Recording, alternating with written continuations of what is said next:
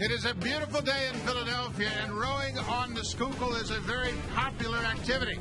But going to the ballpark is even more popular. The fans have come out in droves. Over 40,000 in each of the first two ball games here at Citizens Bank Park as the Philadelphia Phillies take on the Toronto Blue Jays.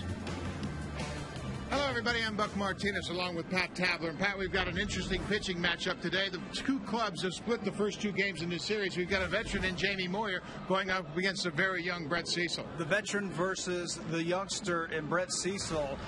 This should be a lot of fun to watch Moyer go against Cecil, two different types of pitchers, but it was Brett Cecil, the youngster, learning a big lesson his last time out against the St. Louis Cardinals. Really didn't have his good stuff, couldn't spot the pitchers where he needed to put them. The home run here really got the St. Louis Cardinals off and running.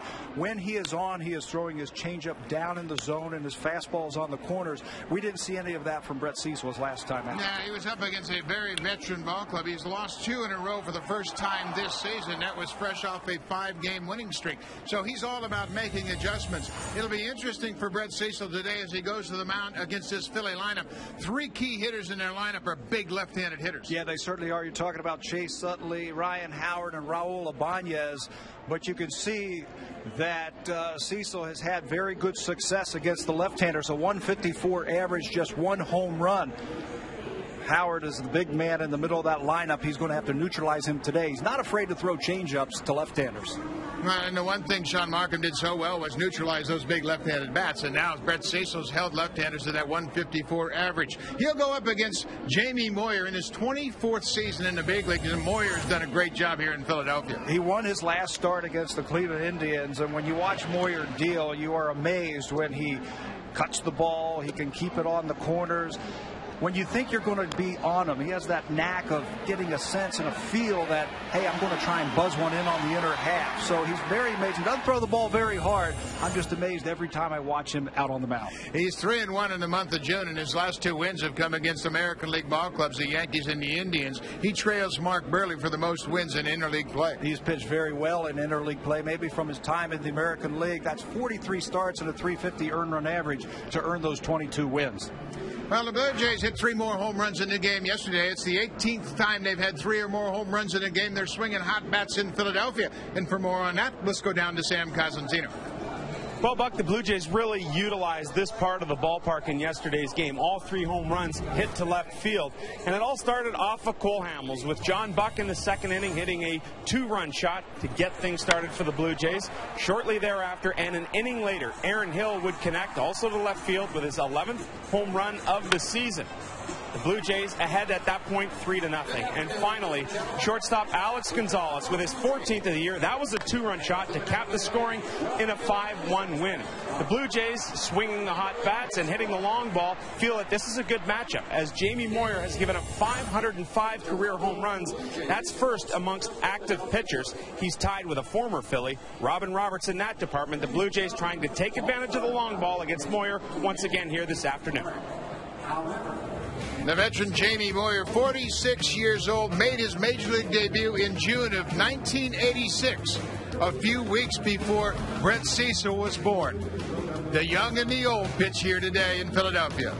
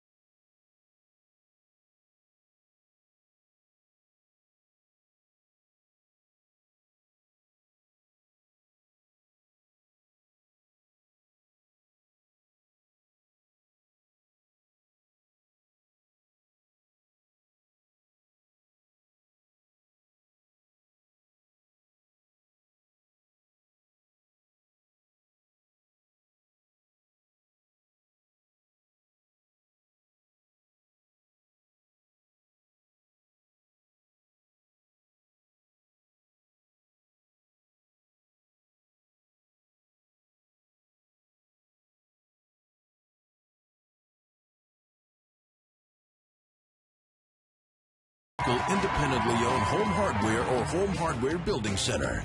Homeowners helping homeowners.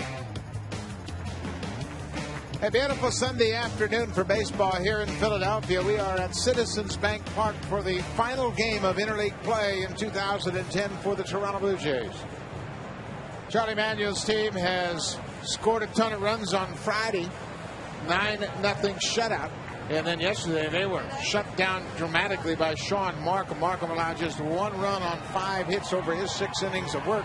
And the Blue Jays bullpen really shut down the Phillies. Hot, muggy day here as some of the Blue Jays extra men are taking refuge underneath the tout. Dwayne Wise and Fred Lewis not starting here this afternoon. Take a look at the Philly lineup for Charlie Manuel, and up and down the order, a lot of hot hitters in this lineup. Jason Worth had a personal hitting streak against the Blue Jays snapped yesterday. He was 0 for 4, but you can see in interleague play, he's done a lot of damage against American League pitching. This is a very dangerous lineup up and down the order, but Worth has moved up into the 3rd spot tonight to separate the 2 left-handers, Utley and Howard. Probably because of the success that Brett Cecil has had against the left-handers this year. You can see Charlie Manuel staggering all of his left-handers in that lineup. Brett Cecil will make his 13th start of the season, 7-4 with a very good .406 earned run average. His last start, he lost 9-4 against the St. Louis Cardinals. Could only get 5 innings, and it came very close to getting through those 5 innings. We'll talk about that as this game goes along. Has allowed 11 runs in his last 2 starts after giving up only 6 in 5 straight wins before those 2 losses. Scouting report for young Brett Cecil. When you watch him pitch, I think he has deceptive speed. That fastball gets on you very quickly, and he's going to have to use that, I think, this afternoon against the Phillies. He's been cutting his fastball a little bit more in on right-handers, away from the left-handers, and the key for him, chase that changeup. It's a veteran team, the Philadelphia Phillies. They are very patient, but he's got to get them to chase the change, just like Sean Markham did yesterday afternoon. And the way you get to do that is throw enough fastballs so they think fastball, and then a changeup really becomes effective. Jose Molina talking to the home plate umpire Rob Drake before we start play today. Molina wearing the sunglasses underneath his catcher's mask. It is a bright, hazy day here in Philadelphia, and one where the series is on the line. Each team has won a game here in this 3-game series. Jimmy Rollins, the shortstop, will start things off. The switch hitter was 1 for 4 in yesterday's ball game.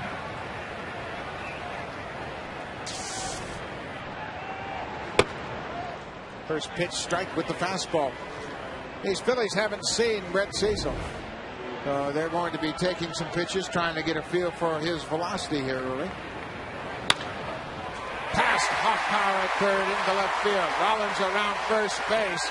John McDonald's the left fielder. He gets the ball back in quickly and holds Rollins to a single.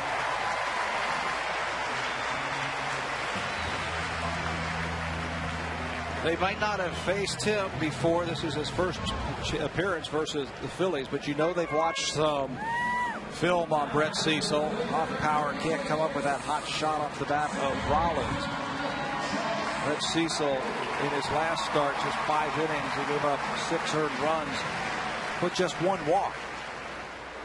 So with Rollins at first base, it'll be the second baseman, Chase Utley, batting. Utley, one of those 3 left-handed hitters in this lineup that Philadelphia looks to provide an awful lot of offense. Utley, Howard, and Raul Ibanez.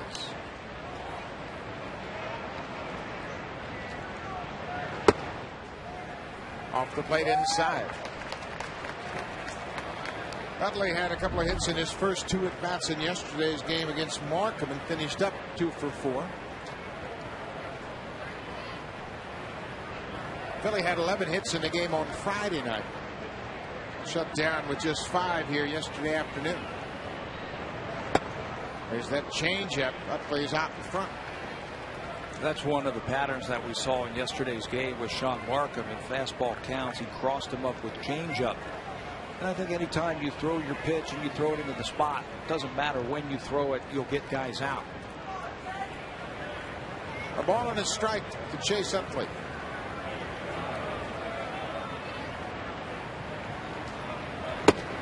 Cut on and missed. Utley has reached base in 13 straight games. During that stretch, he's hit .347. In his last 12 games, .381 average.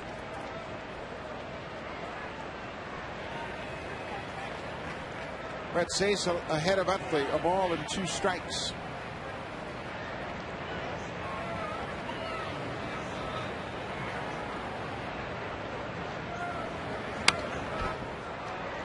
Boy, when Chase Utley gets 2 strikes, he dramatically shortens that swing and really tries to prevent the strikeout. We saw it on Friday night with a couple of runners on. He had 2 strikes. He gets on the plate just a little bit more, spreads out a little bit more, really tracks the ball and just tries to make contact. Shortens up the swing, just put it in play. Utley has 36 strikeouts in 300 plate appearances. Ball in the dirt. Smothered by Molina. We have seen hitters in the past do a couple of different things. You can choke up if you need to try and make contact. Utley doesn't do that. He just shortens it up just a little bit more. Is that a manly thing to do? Choke up? I think so. I used to do it. I didn't want to strike out. I did it all the time. You don't see it very often anymore. 2 balls and 2 strikes. Cut on and missed. Cecil went upstairs with the fastball and strikes out Chase Utley. Well, if you're going to shorten your swing, you've got to lay off that high fastball. Cecil goes up above the letters to pick up the strikeout. Well, the first confrontation with the left-handed batter. Cecil wins here this afternoon. Now he'll deal with the right-hander, Jason Worth. Worth had a 7-game hit streak against his former team, snapped yesterday. Went 0 for 4. Sean Markham had him talking to himself, didn't he, in yesterday's ball game? Now, every once in a while, he'd look over at the Blue Jays bench as if to say, you know, I know he's throwing the changeup, but I still can't hit it. And then one time, with 2 strikes, Markham crossed him up and threw a fastball right down the middle for another strikeout. 0-1 to Worth. Upstairs. Now, this is where Jose Molina really will take that information he's seen in the first 2 games and try to balance it with Brett Cecil's strengths. Obviously, the Phillies are well aware of how often the Blue Jays use that changeup. Well, they saw it on Friday night with Lynch and Markham yesterday. We'll see it again this afternoon. Fastball upstairs. You can see they're using fastballs here to Worth, trying to get him to switch gears. It's obvious he's looking off speed. Yeah, put it in his mind early, and then you can change later in the game.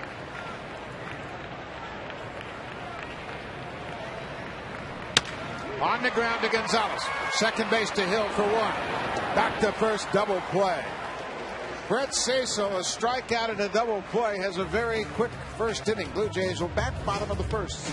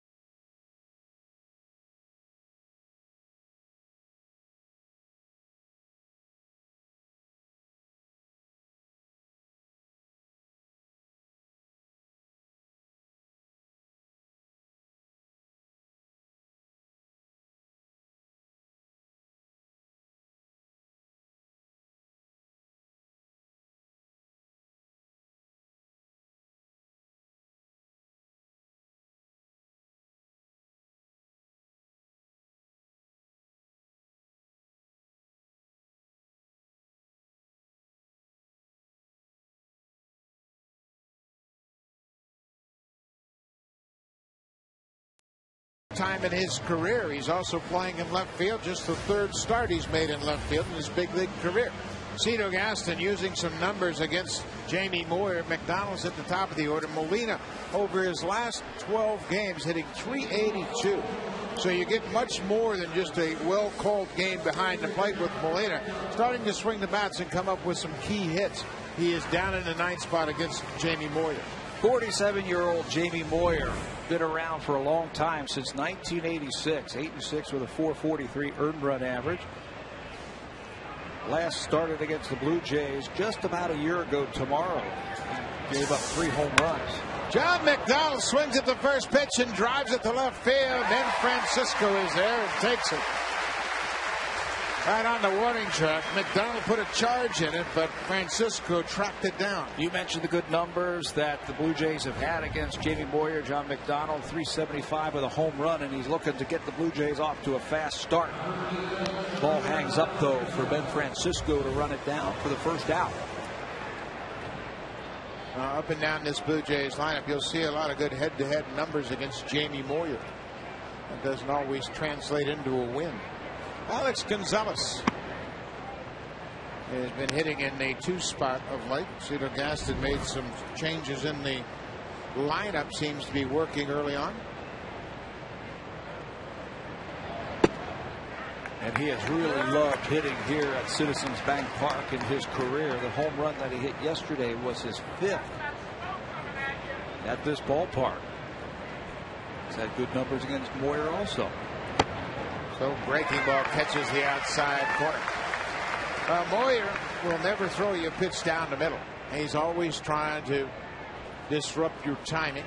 And when he sees you leaning out to protect that outside corner, he'll pop you inside. As he did there.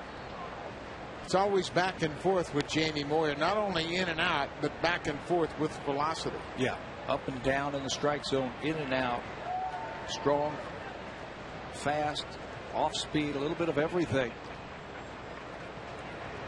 Just look for the ball. A ball and 2 strikes. Popped up into foul ground. Ryan Howard back at first base today makes the catch. Well, we've seen him for a long time. Jamie Moyer. I faced him. Stay back. You're going to have to do that. Fastball was clocked in his last start between 77 and 82 miles an hour. You can usually figure 6 innings or 100 pitches for Jamie Moyer when he gets out on that mound, and no 2 pitches are the same. He won't throw the same pitch. He won't throw it in the same spot. He'll keep you guessing. Jose Bautista down and in. Little cut fastball. Bautista, part of that shakeup of the lineup, has moved into the 3rd spot ahead of Vernon Wells. Big cut on a curveball. Boy, when Moyer gets you swinging that big long swing, he will back off even further with velocity. That's that sense that we were talking about, that if you're looking for that ball and you're looking to turn on something, he has a great sense that he'll start throwing it a little bit slower to you. One hopper right to third base. Wilson Valdez, the third baseman, handles it easily. 3 up, 3 down, first inning. We are scoreless after 1 inning here at Citizens Bank Park.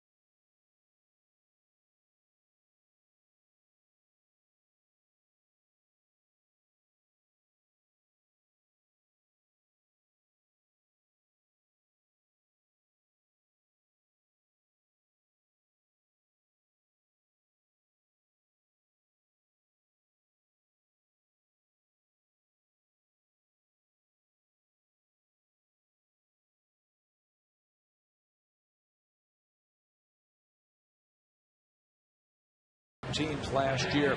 If you remember watching him last year, he was having some of those starts where he'd go 3 innings, 4 innings, and then come back 7 and 8 innings. The consistency is there a little bit more this year. Pitching longer into games, the opponent's batting average is down, and the record very good at 7-4. Well, Brett Cecil, 2 starts ago down in San Diego, was being roughed up early in the ball game, and Bruce Walton, the pitching coach, challenged him, saying, "I need 6, maybe 7 innings from you," and he certainly gave him that. Ryan Howard takes an inside fastball for a ball. Howard hit his 15th home run of the season in yesterday's game. That came in the 6th inning. He has hit 5 home runs over his last 10 ball games. What a nice homestand he has put together. There's what he has done over his last 19, but on this homestand, the average at 375. Well, there's that changeup. Talk about changeups to arm side hitters. Left-handers throwing changeups to left-handers. You really don't see a whole lot of it. Lefties throwing changeups to lefties or vice versa. Righties to right-handers, because if you miss and it's down, where's the best power zone for the lefties? Down and in. You've heard it forever and ever, and it's so true. The Blue Jays do that better than anybody, I think, in baseball. 3-1 fouled back. I think it was even more true a few years ago, where left-handed hitters were pull hitters. Most of the good left-handers were pull hitters, and over the last 15-20 years, hitters like Howard and Utley and Ibanez use the whole field. So that's when the changeup becomes more of a weapon against them. Fouled straight back. You can see Howard's differential between hitting against right-handers. He wears right-handers out and holds his own against lefties. If he stays in the strike zone, I've watched him a few times this year, and lefties have given him trouble when they sweep that slider down and away. Hammered down the right field line, but that hooks into the seats. Brett Cecil wanted that ball away. He wanted Ryan Howard to reach for that ball. Hung it, got away with a mistake there.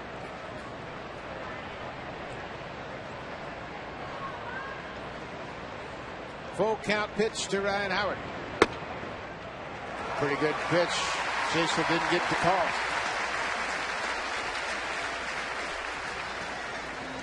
Let's take a look at the defense that Cito Gaston sends out this afternoon. You mentioned John McDonald, 2 starts in the outfield last year. This is just his 3rd career start in left field. He'll be joined by Wells, Bautista, off Power, Gonzalez, Hill, Overbay, Jose Molina behind the plate this afternoon.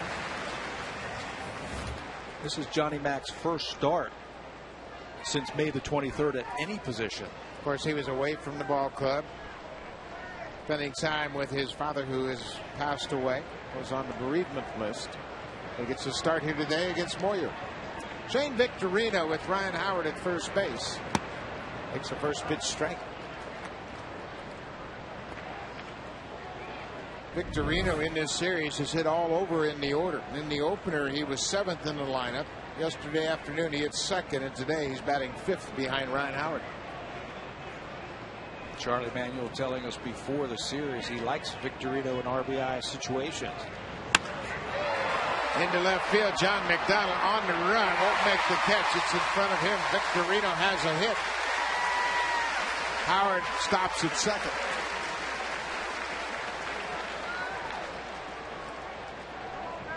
Victorino fooled a little bit on that pitch from Cecil, but stayed on it enough to get into the outfield for the base hit. 2nd of the afternoon for the Phillies.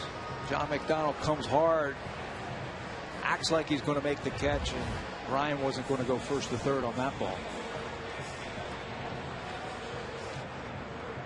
Long visit from his catcher, Brett Cecil, talking things over with Jose Molina. First time there's been a runner at second base. Just a reminder for Cecil of the sequence of signs they're going to use early in this game. Phillies are threatening here, top of the 2nd. Blue Jays have already turned a double play behind Cecil. Got Worth to hit into a 6-4-3 DP.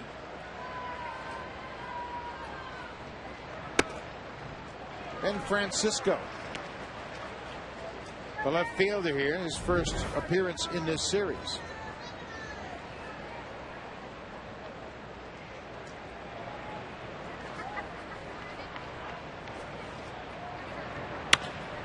Base hit left field. Ryan Howard's coming around third. McDonald with the throw. It'll be cut off. Phillies lead it 1-0.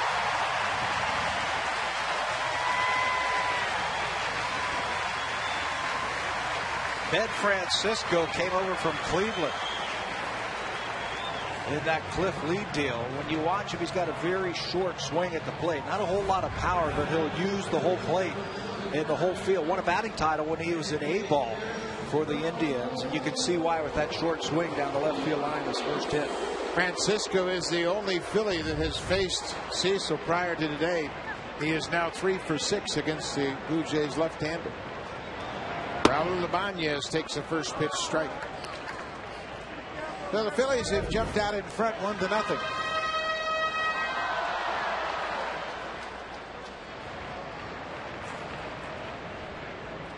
Victorino at second, Francisco at first.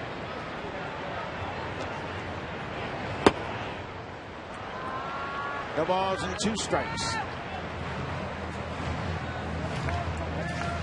The leadoff walks again. Proving costly to Brett Cecil. I don't care who you are, any pitcher, you walk the leadoff batter, chances are you're going to give up a run. Struck him out. Second strikeout for Brett Cecil. Both have been the left-handed hitters. Painted a couple of pitches and then decides to go away from Ibanez, who has really struggled this year, driving in runs. Had a very solid year his first year here in Philadelphia. Still looking for it and finding that stroke. Wilson Valdez starting at third base here this afternoon. Polanco played third Friday night. Castro played third here yesterday afternoon. Now it's Valdez.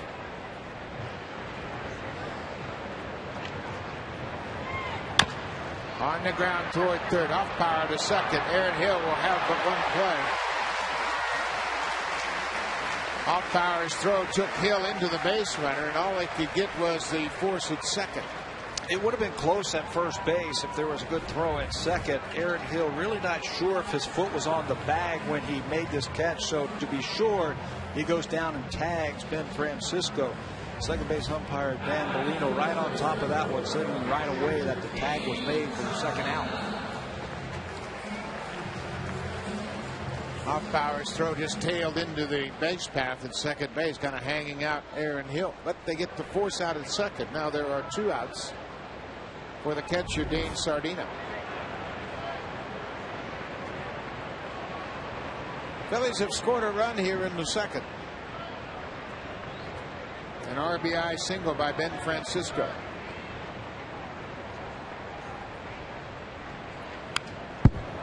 Sardina pops it back to the screen.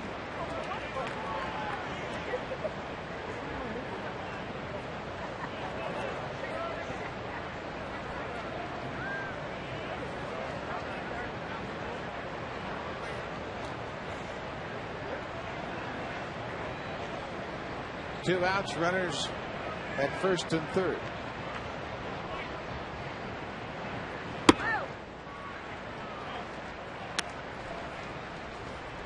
Bright, hazy day here. Pop-ups and high fly balls could be a challenge for the defense.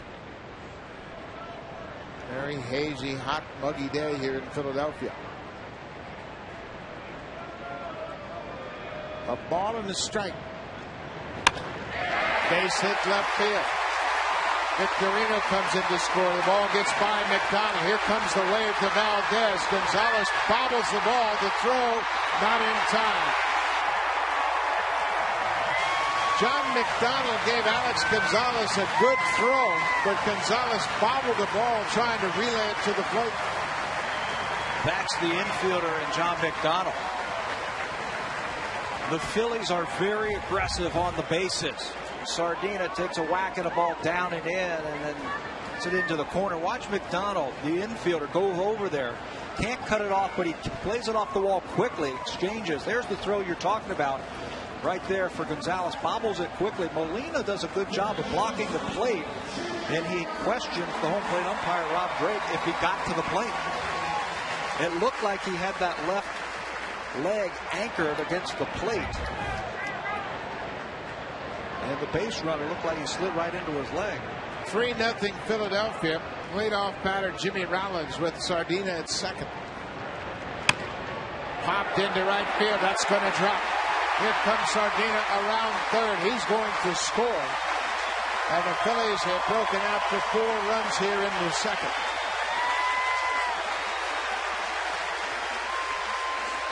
Probably the only way that Sardina was going to score on a single was of the Bluten variety. Doesn't run all that well. Ball just dumped right over Lyle Overbay. Bruce Walton is going to come out quickly to talk to his young left-hander. Settle him down just a little bit. Well, this is one thing that Brett Cecil hasn't been able to do the last 3 starts. Stop the bleeding, minimize the damage in an inning. Go back to San Diego. He got hit early in that ball game and couldn't really get things turned around. Just couldn't stop the inning. They had a 2-run inning and had 3 guys on in San Diego against him. Same thing happened in his last start back at the Rogers Center against the St. Louis Cardinals. He was 1 strike away from getting out of that inning, but couldn't put away Holiday. He walked Pujols, then the hit by Ludwig, and then it was capped off by another hit. A 2-run single by David Freese. All the damage coming with 2 outs in that inning last Tuesday against the Cardinals. Chase Utley takes a fastball up for a ball.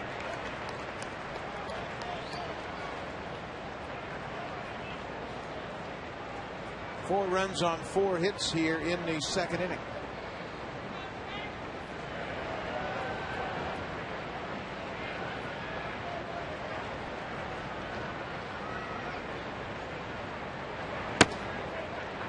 Two balls and no strikes. You talk about the balance of a lineup. This Philadelphia Phillies lineup is as balanced as anyone we have seen. You're right. They have got some speed. They've got some power. They've got equal number of left-handers, right-handers, switch hitters, guys with good average. Change up, pulled foul. And I think it was just a matter of time before the Phillies turned it on offensively. They went through a period where they really struggled scoring runs. They lost 15 of 21 games at one point this season and averaged about 2 runs a game during that streak. But since then, they have really turned it on.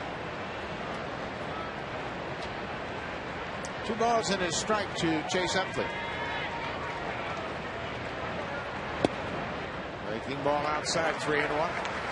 Charlie Manuel's really pushed the right buttons in this series as well. He starts Ross Claude on Friday night at first base. He drives in 4. And today he puts Ben Francisco and Dane Sardina in the lineup for the first time, and they both come through driving in 3 runs. Full count. So you got to know your players, and you got to know what matchups might serve them well. Francisco gets to start in left field. He had an RBI double or an RBI single to left. And then Sardina gets to start here. He delivers a 2-run single. Happens all the time. Matchups are so important. Who is going to fare the best against today's starting pitcher? Phillies have some pieces to do that. Jimmy Rollins on the move on the pitch. It's popped up on the infield. Gonzalez calls for it. But the Phillies score 4 runs on 4 hits and get to Brett Cecil here in the second.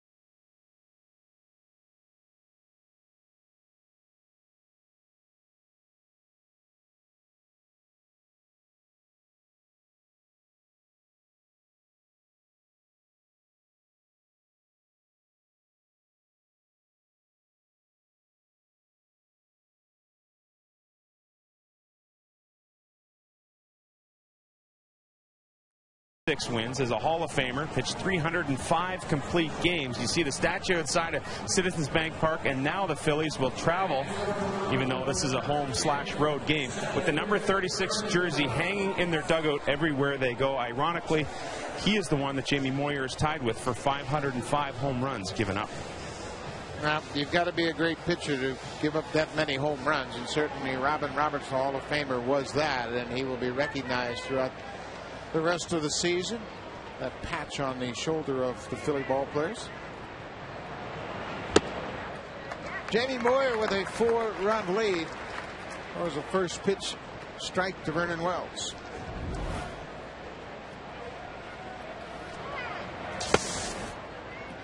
Off the plate outside. Blue Jays are going to have to use their career numbers against Moyer to get back in this game. Yeah, you look up and down the lineup, they've had great numbers against Moyer. Ground ball through third base. Jimmy Rollins deep in the hole. No chance to get Wells.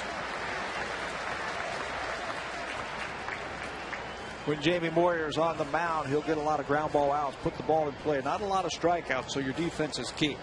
Francisco, Victorino, and Worth, very fast, very accurate, very strong throwing arms in the outfield. You mentioned Wilson Valdez getting the start at third base. Ryan Howard with the start over at first base. He has been the designated hitter of the first 2 games in this series. He's very nimble. He's got very soft hands at first base. Everybody talks about his hitting, but he's a nice target over there at first for the infielders. Really worked hard to improve his defense, become a complete player. He's done just that.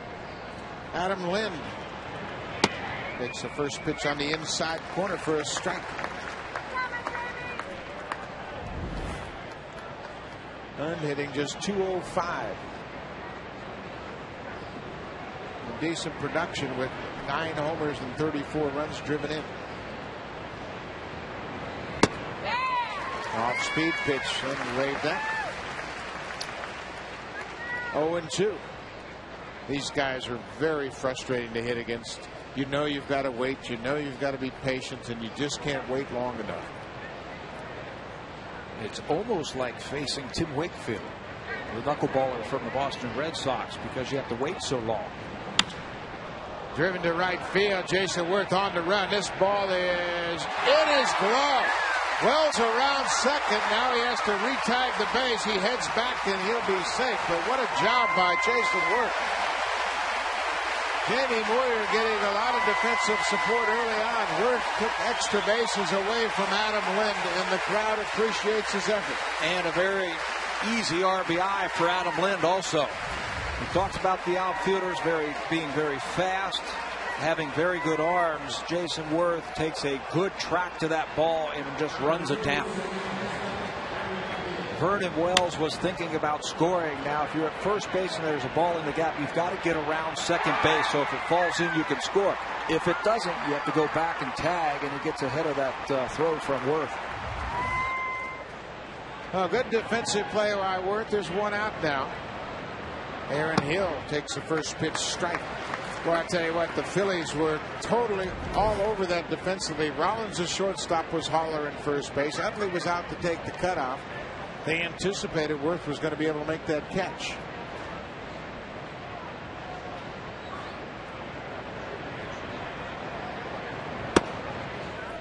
Just off the plate inside. But you talk about facing Jamie Moyer. It is close to facing Tim Wakefield. You got to tell yourself, just be quick. Don't try to be long. Don't try to overpower him. Just try to have a short, quick stroke to the ball. I think you have to see the ball before you have any kind of movement. Tell yourself that he's not going to throw the ball by you. Just see the ball first. Phillies had their pitchers meeting before this series, and they talked about the Blue Jays, how they hunt fastballs, they look for the ball, and they try and take a good swing at it. We've mentioned the home runs that he has given up, but Moyer said, if I make my pitch, I don't have anything to worry about. Base hit center field. Aaron Hill starts out with a knock against Jamie Moyer. 2 hits in the inning, first and second, 1 out.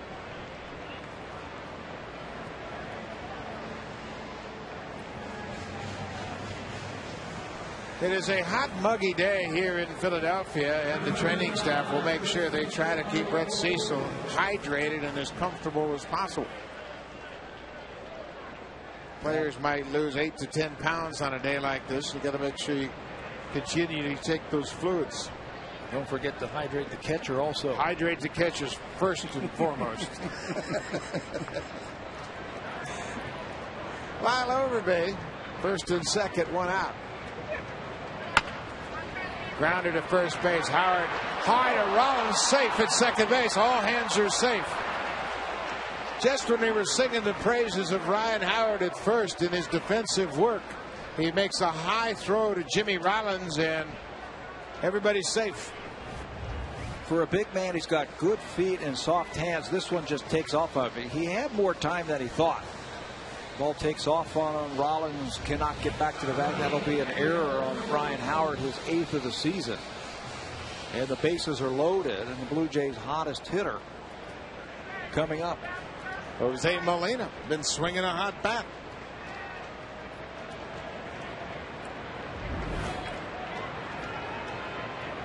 Six for 15 against Jamie Moyer and a home run.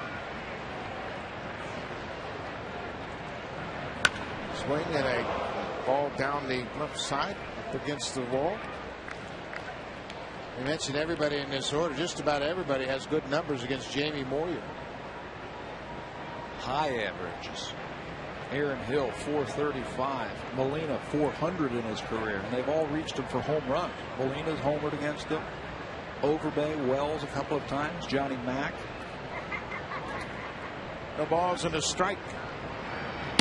Off the plate. Well, you take away that defensive play by Jason Worth, the Blue Jays will be right back in the middle of this thing. But that's what Jamie Moyer's all about. Now he's thinking, give me a ground ball, give me a double play, get out of this inning. That's why that first pitch to Molina was up and in fastball, and he ripped it foul. You probably see soft stuff away from him. Molina swung right through. Moyer's out in front of ball and 2 strikes. Well, it's imperative that Molina gets something in the air. Just drive it to the outfield and cash in at least one of these base runners. Bases are loaded, 1 out.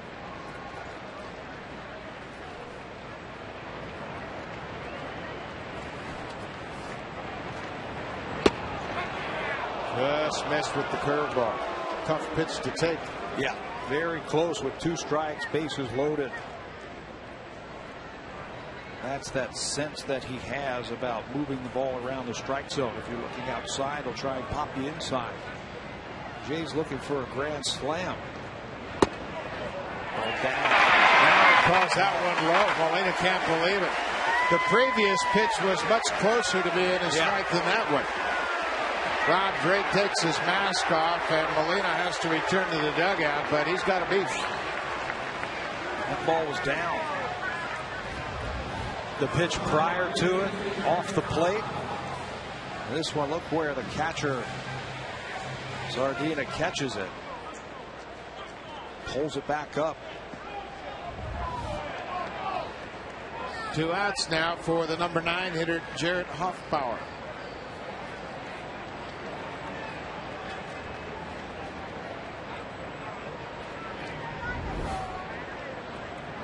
Hoffbauer looking for his first RBI of the season. Inside. Bases are loaded, 2 outs here, bottom of the second. The Phillies scored 4 runs in the top half of the inning.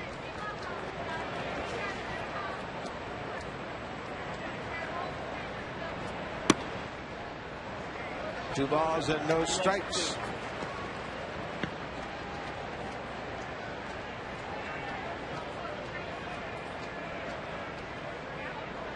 Jamie Moyer has been hit hard with runners on this year, including 6 home runs. Just when you think you got him set up for a fastball. 74 miles an hour, he takes something off that fastball.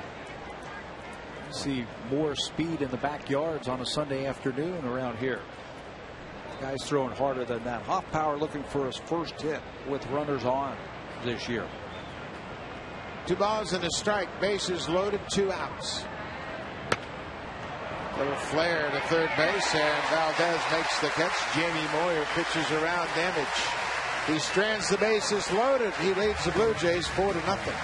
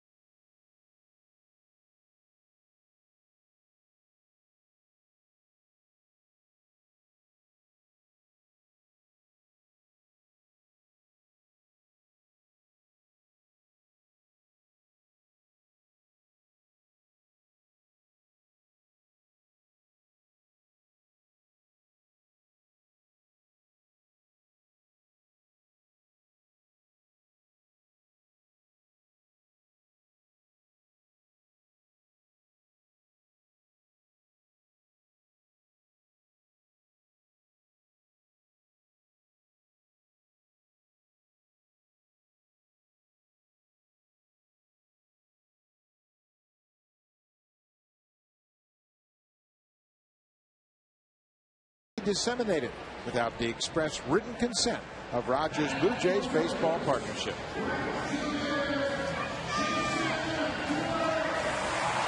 Now Jason Worth will get a nice round of applause as he steps to a plate here to start the third inning. He made a run-scoring catch off the bat of Adam Lynn behind Jamie Moyer. It could have been an ugly inning for the Phillies, but Worth made sure that didn't happen. Good running catch in the gap in right center. Yeah, they would have been off and running. Wells would have scored. They would have had a man at second and nobody out. But Worth showing his worth with his glove. A couple of weeks ago, Jason Worth was really struggling. 0-73 in 12 games. He went back and looked at some of his film and figured out that when he was going well, he was hitting it with an open stance, seeing the ball a little bit better, getting some better movement. Now you can see the lower half is opened up and Worth has taken off offensively. Well, you can see that stance is very open, and with that his face is looking at the pitcher, his eyes squarely on the pitcher, and he can see the ball much better out of his hand. Feels like he's getting some movement also with his lower half, and it certainly has helped over his last 14 games. 378, one of the highest batting averages in all of baseball, and he's hitting with extra base pop too. 2 balls and 2 strikes. Got him on a breaking pitch down and in. Brett Cecil strikes out the first batter here in the third. That's a good start after what happened last inning. Set down a very hot hitter. That's a slider down and under the hands for his third strikeout. Well, the second inning got away from Brett Cecil when he walked the leadoff batter Ryan Howard. A very close 3-2 pitch, but nonetheless Howard came around to score the first of 4 runs.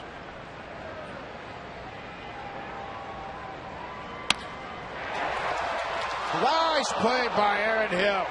Aaron Hill was in shallow right field, more toward the foul line. Had to go back to his right, dove and speared that line drive. And you ask why you have all those hitting charts and defensive charts and how you're going to pitch certain hitters. That is why. Prime example, this is a clear base hit by Ryan Howard.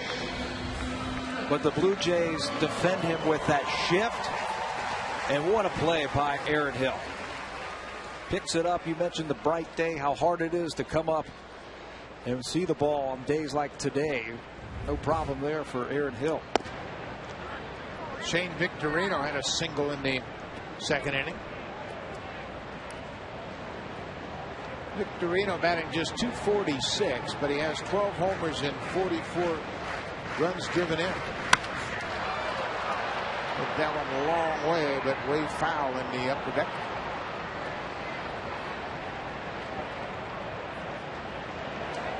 So important for Charlie Manuel that he has Victorino that can hit anywhere in the order. He's a switch hitter. He's got speed, and obviously he's got some pop. Curveball on the ground. Gonzalez has it quickly to first.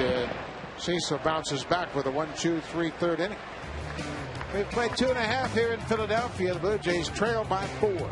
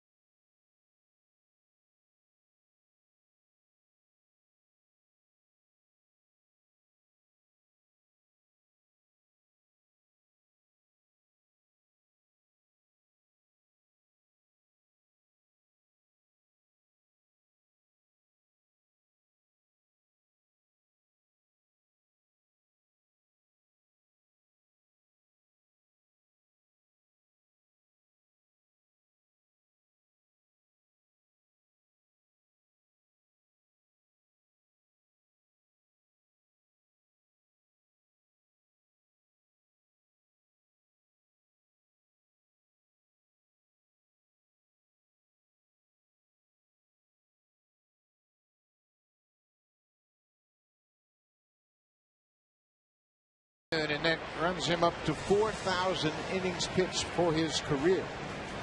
There have only been 40 pitchers in Major League history that have thrown 4,000 innings. This is his 24th season. Pretty remarkable career for Jamie Moyer. He has 266 wins. It all started back in 1986 when he made his debut in June with the Chicago Cubs. Incredible. Those 266 wins place him up there all time.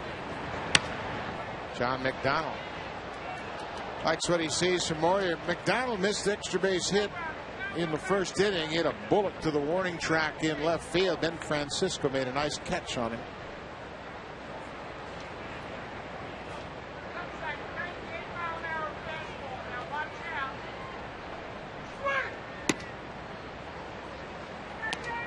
McDonald making his first start in the leadoff spot here today. First start of his career batting number 1.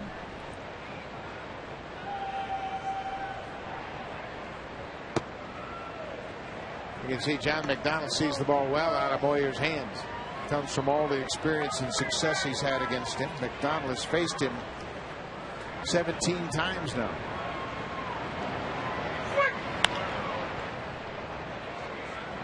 Pretty good numbers also for Johnny Mack versus Moyer, and that's why Cito has him in the lineup leading off strictly by the numbers. Get some right-handers in there against Moyer.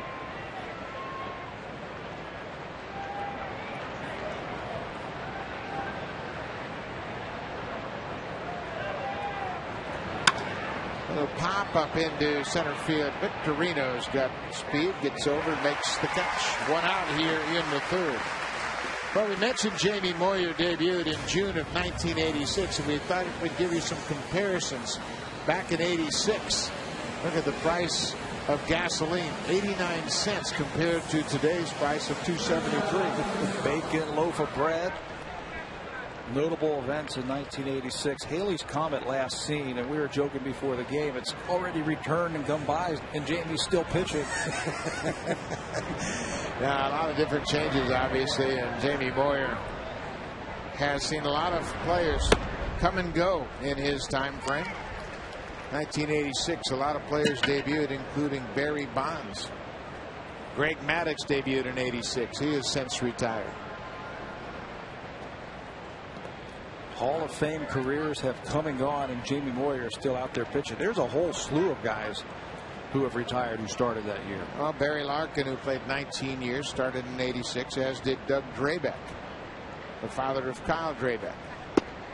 Gonzalez goes too far. A ball and 2 strikes. I've shortchanged Jamie Moyer. He will be 48 in November this year, pitching this season at 47 years old.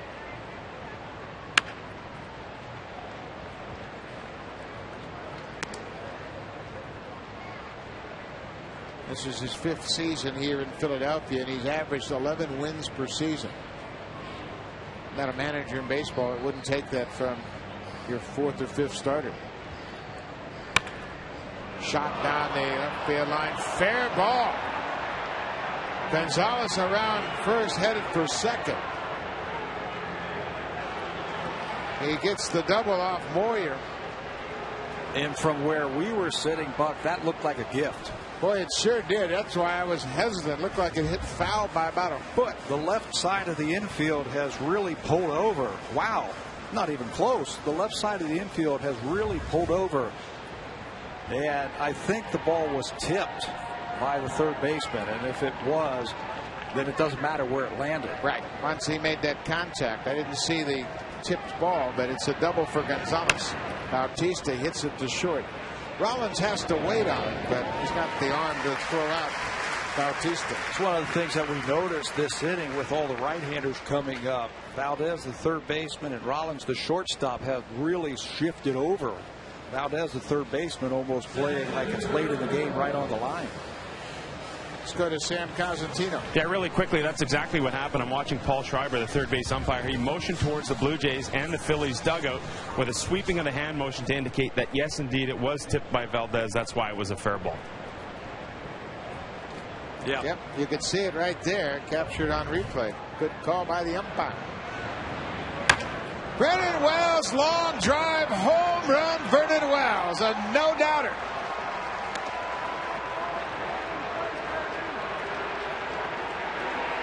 His 19th home run of the season.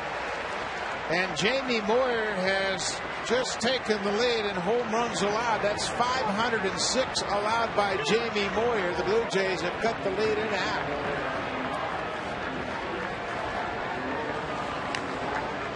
Don't give that one away. Save that one. That is a major league record right there. Jamie Moyer came into this game tied with the late Robin Roberts at 505. He's taken the lead all by himself now.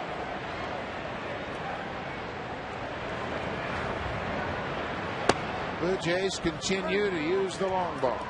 Vernon Wells came into this game a .326 hitter with a couple of home runs against Jamie Moyer. Vernon Wells smacks that one. If you're going to get a major league record, you may as well give it up. No doubt about it. That ball was spanked by Wells. Wells 2 for 2 against Moyer here this afternoon.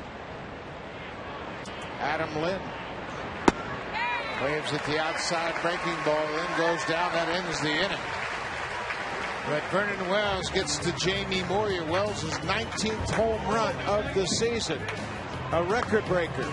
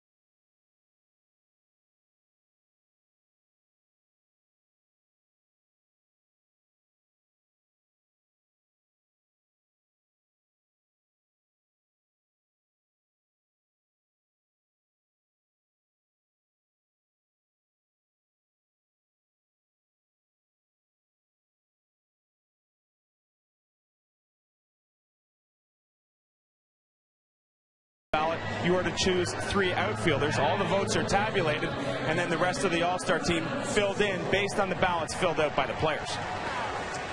I think that's a huge step in the right direction. If indeed the All-Star game is going to determine home field advantage in the World Series, then the players should have some impact and have the input of putting some of their teams together. I think it's important that players have the ability to reward an All-Star caliber season. Who knows better than the players and the coaches, the managers, the guys who have watched them the first half of the season? Those ballots had to be in today. Ran into Adam Lind today about 11:30, and he was scribbling to fill in his. Then Francisco in a hole 0-2. Francisco had an RBI single in his last at bat.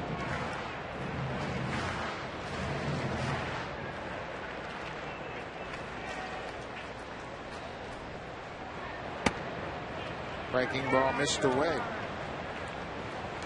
Brett Cecil now trailing by 2, gave up 4 runs on 4 hits in the second.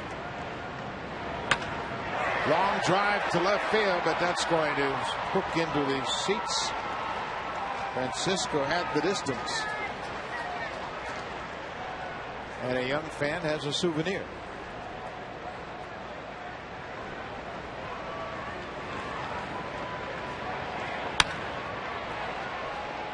Again, another sharply hit ball down the left field line, but foul.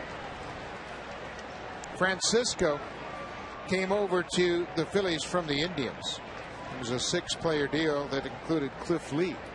He and Lee came to the Phillies. Ground ball right at the third baseman. Jared Hoffbauer retires Francisco. First out here in the 4th.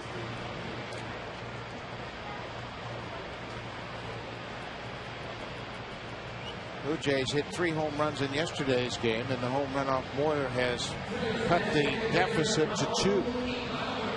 Let's see, so now has a chance to get right back in this ball game. Yeah, and get his team back into that dugout. That's so important. Keep that momentum on your side after cutting into that lead. Ibanez was a strikeout victim his first time up. Falls behind Cecil here. Just haven't seen the production from Ibanez this year that we have seen in past years. Line drive into center. That'll get down in front of Vernon Wells. A 1-out base hit for Ibanez. There's some production with a single. This is where Cecil had some problems a couple of innings ago. The lower half of the lineup for the Phils.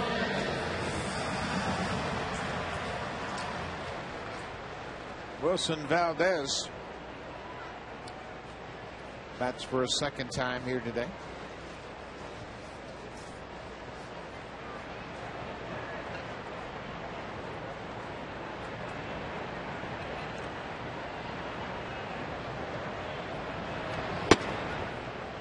Fastball outside. If you think you've seen Valdez before in another uniform, you're probably right.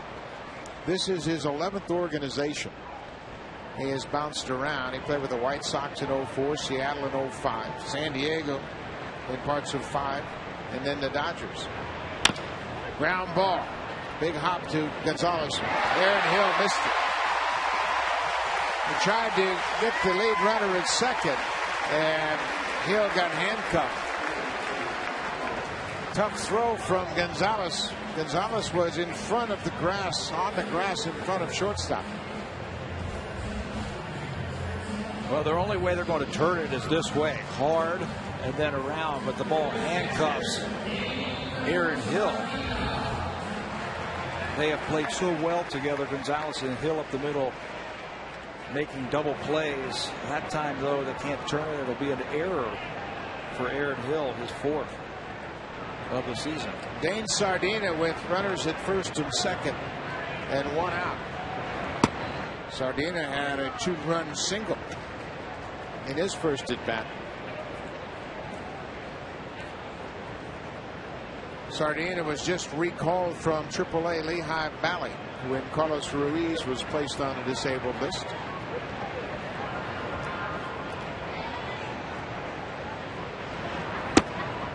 Swung over the top of the breaking ball.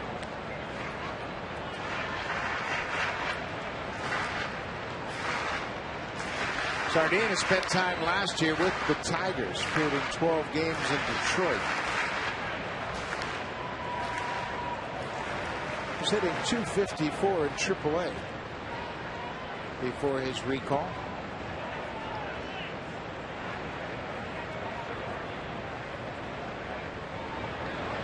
A ball and a strike. One out here in the fourth. Good fastball.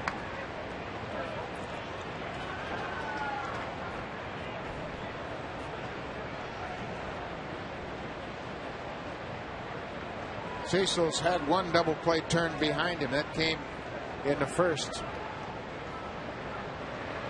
Looking for a ground ball here in this situation. Strike three call. Fastball at the knees gets Sardina. Fourth strikeout for Brett Cecil. Can't argue that one after we saw Jose Molina go down on the same kind of pitch 2 innings ago. Right at the knees. Rob Drake punches out Sardina. 2 down now. You really got to buckle down here and keep the Phillies off the board. Jimmy Rollins, the leadoff hitter, has a couple of hits. He had a blue base hit to right to drive in a run in the second.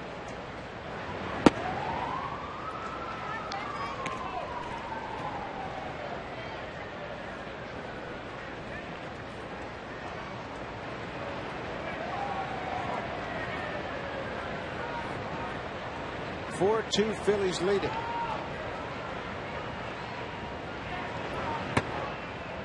Two balls and no strikes. Rollins wouldn't chase the changeup.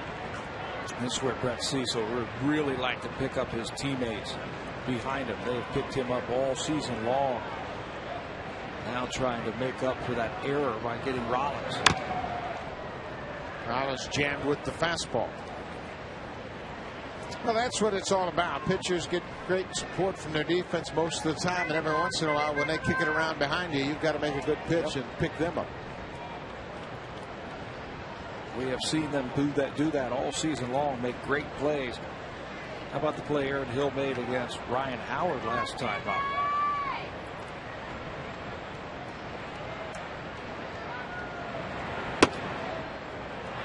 Three balls and a strike.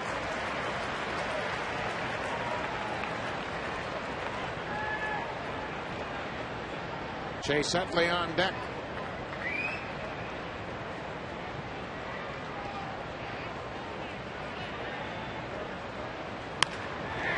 Base hit up the middle. Here comes Valdez around. Ibanez goes to score. Valdez goes to third. Phillies come right back with a run here in the fourth. What a start to the day for Jimmy Rollins. His third base hit. He's a career .344 hitter against Toronto. That average will go up after this base hit. Stays back. It's a good pitch to hit. Doesn't try and do too much with it. Just hit it right back through the middle where it came from. An RBI for Rollins. And it's now 5-2.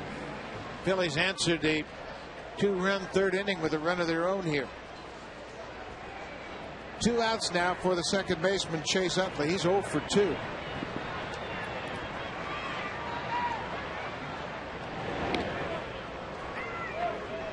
Valdez at third, Rollins at first.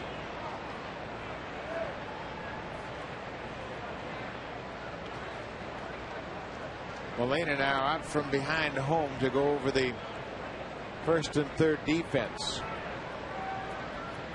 Just to tell the infielders what he's going to do if Rollins breaks for second.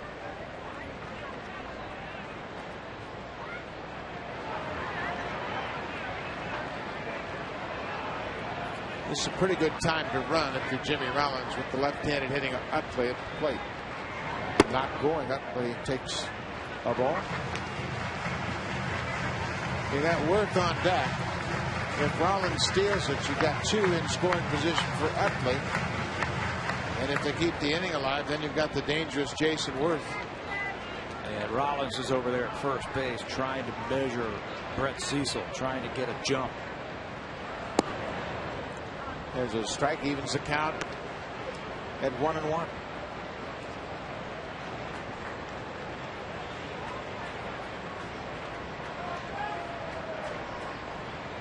Phillies have done a good job against Cecil, hitting with 2 outs. Same thing happened to him last time out against the Cardinals in that veteran lineup. Just off the plate outside. Thought they made adjustments, the Cardinals, against Brett Cecil in that game. Started laying off his changeup, making him get it up. And it seems like the Phils are doing the same thing. Charlie Manuel is an excellent hitting coach. Works very well with Milt Thompson, their batting coach. 2 balls and a strike. Tapped outside at first. 2-2. We are in the 4th. Phillies have scored a run here. They have expanded their lead once again to 3 runs.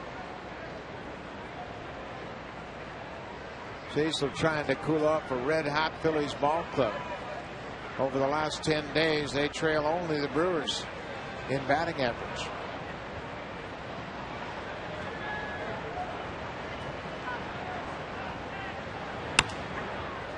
Popped into foul territory, and that's going to drift back into the seats.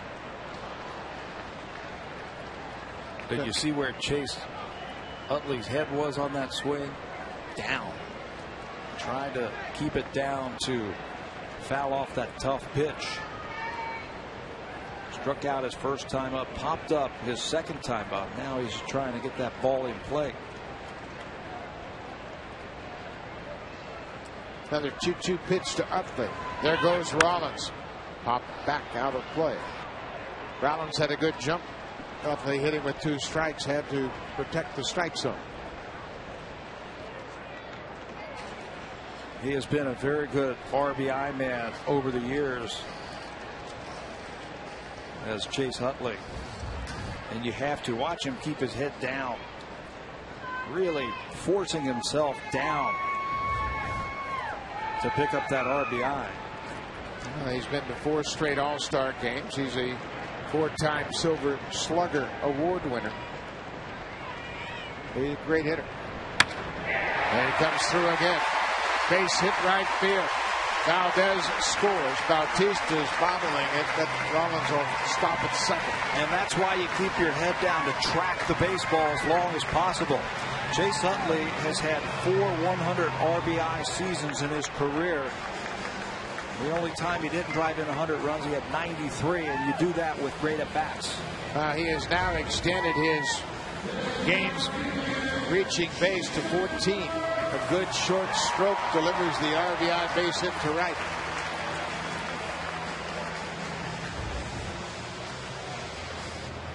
So the Phillies have gotten right back those 2 runs they gave up in the bottom of the 3rd. Cito Gaston and Bruce Walton looking at their pitching matchup, saying what they have down in their bullpen. Downs pitched a couple innings in last night's game. Camp worked an inning. Percy's worked in this series as well. And he needs some innings out of Brett Cecil because there's no off days until the All-Star break. So he needs some innings out of Brett Cecil. Got 4 straight games against the Indians and then the Yankee series before you go back home. Ball gets away from Molina, and the runners are going to move up.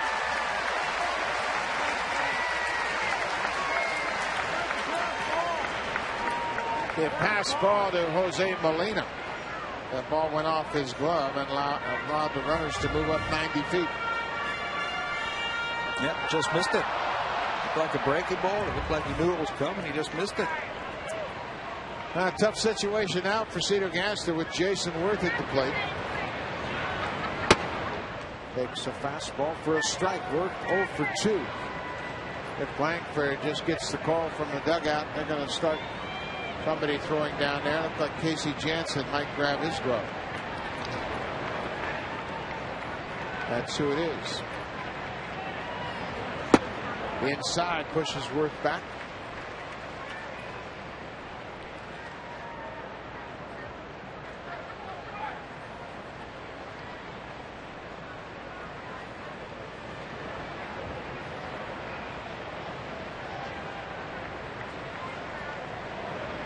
Two balls and a strike. Big swing and a pop out of play. Jason Worth got off to a great start in this series. On Friday night, he had a triple to the gap in right center. Then he had a single, then he walked. But since then, he's 0 for 7. The 3 games before this series, he was hitting over 700. Came in here hot. 2 balls and 2 strikes. Broken bat. Ball hooked into the seats. Barrow ended up down at third base.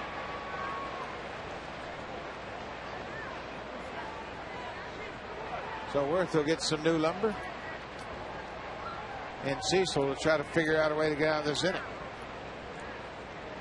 2 runs here in the inning on 3 hits. Runners at second and third and 2 outs.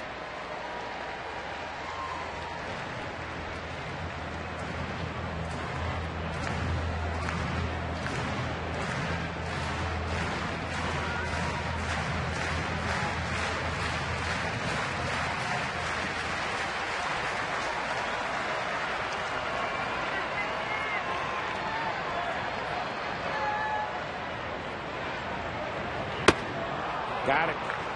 Went upstairs with the fastball. Jason Worth has struck out for a second time here this afternoon, but the Phillies add 2. They lead 6-2.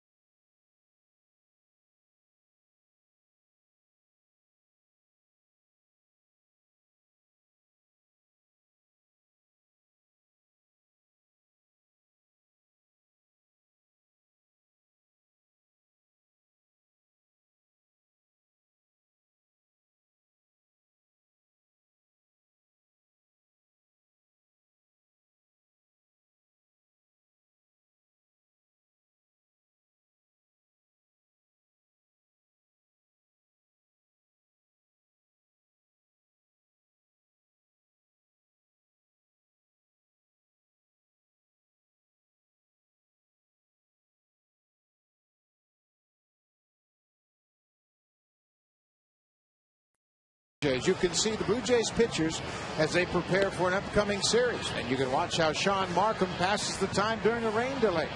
You can save $50 off the purchase of a new BlackBerry smartphone.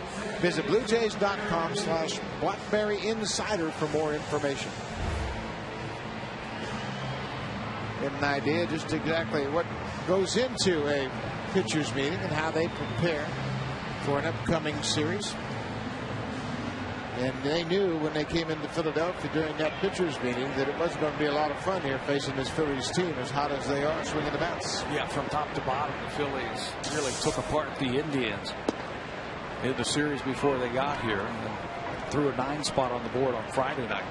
Show you how effective Sean Markham was in yesterday's game. Yeah, that really brings into focus how good he was. Just 5 hits and a single run over 6 innings of work.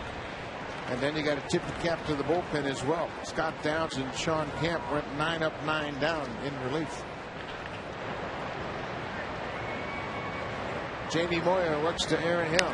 Hill pulls it foul. 6-2 Phillies lead here as the Jays bat bottom of the 4th inning. The Phillies in their gray uniforms as they are the visiting team here at Citizens Bank Park.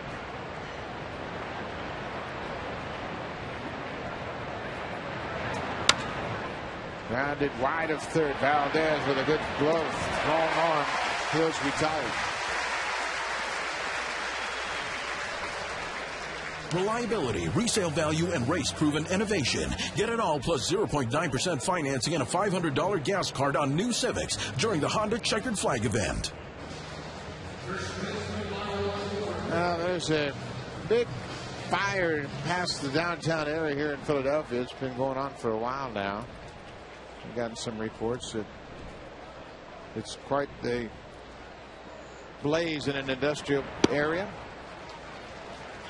It's a hot, humid day here in Philadelphia. Blue Jays trying to win the series. They've split the first 2 games of this series. Roy Halladay was the winning pitcher on Friday night. Sean Markham the winner here yesterday afternoon. Jamie Moyer and Brett Cecil starting pitchers here today. While Overbay takes the pitch outside. A ball and a strike. I don't remember Jamie Moyer dropping down like he does a lot now, especially against the left-handers.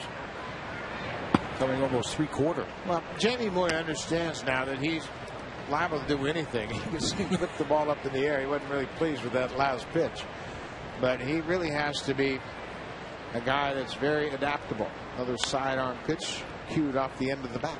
He reminds me of a Tommy John towards the end of his career, Jim Cott towards the end of his career, left-handers that he is chasing now on the all-time list for major league wins. Yeah, and they did a lot of different things. Jim Cott went to a very exaggerated set position. He pitched out of the set most of the time.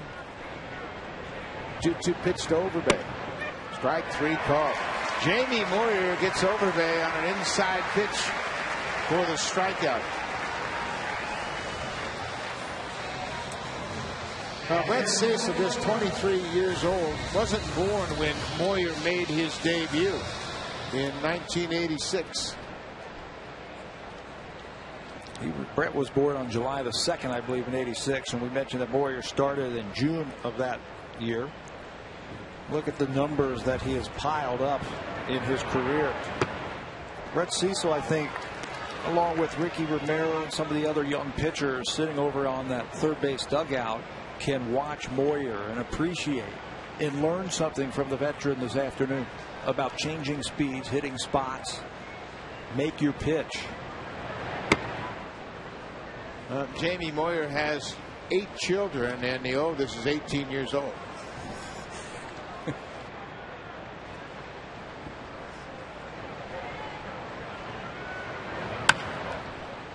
Molina pulls it foul, the ball and 2 strikes.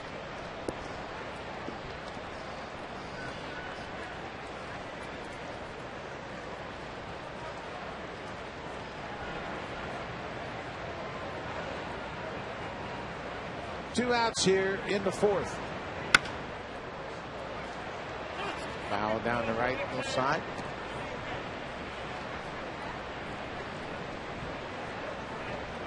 A ball and 2 strikes. Jamie Moyer's given up 2 runs, and they came on a 2-run home run by Vernon Wells. The 506th home run Jamie Moyer has allowed in his career. He stands alone now as the pitcher who has given up the most home runs in Major League history.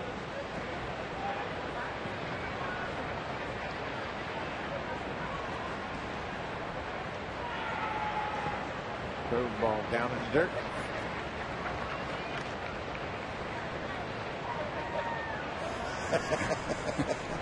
Now, is that a sunshade or a bobblehead? It looks like a bobblehead. And that is a big fisted drinker, too.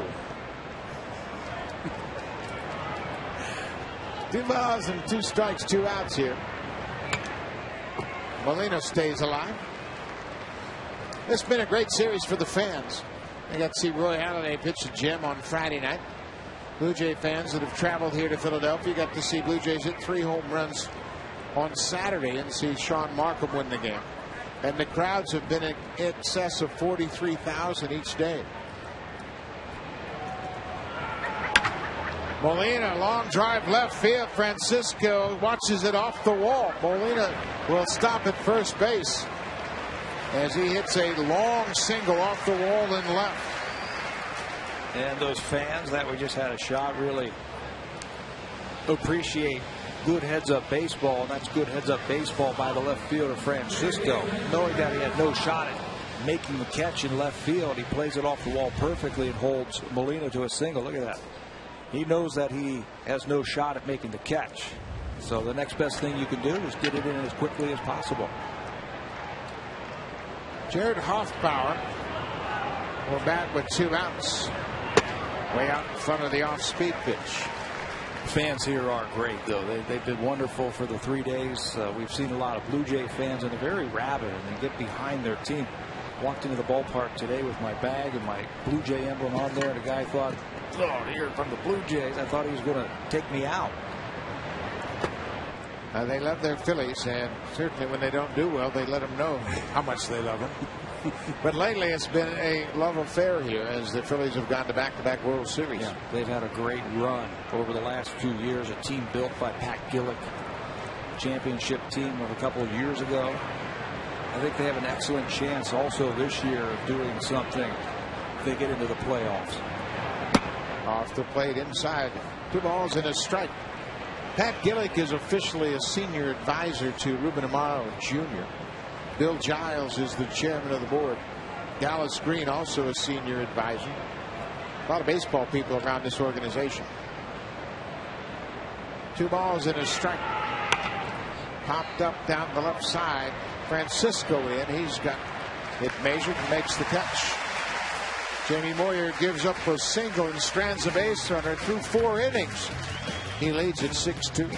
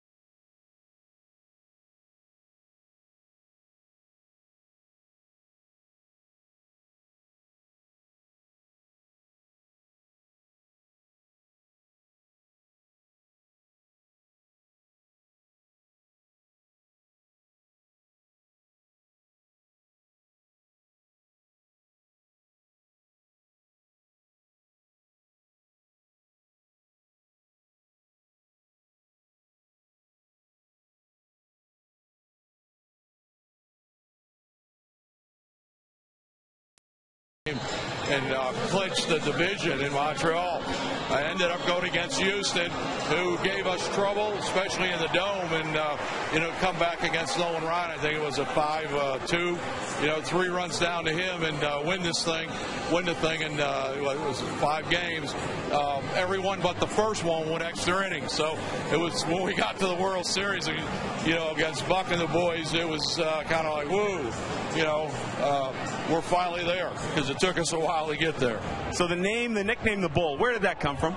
Well, actually, it came from one of the Phillies sports writers. I signed in '68 from Chicago, and I worked out with the Phillies in Chicago and kind of put on a home run exhibition of sorts after I'd signed, and that's when Bill Conley came up with that nickname.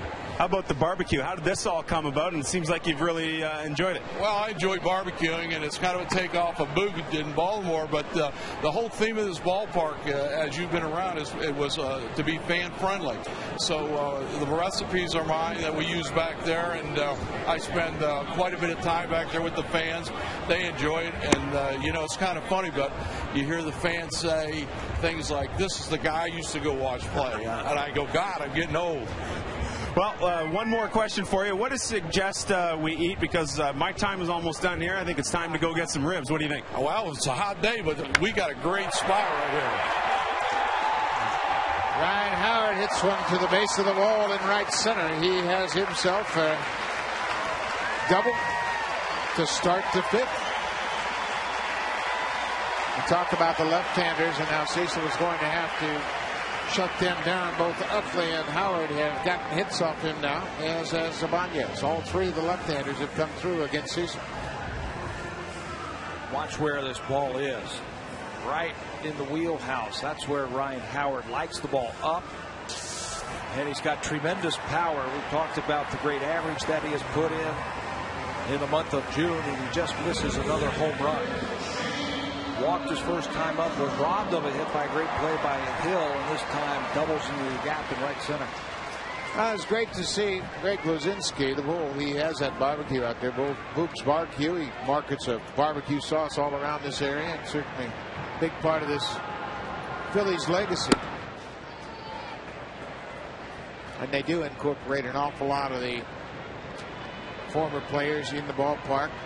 You see a lot of the uniform numbers are retired, and they tie in their past with their present very well.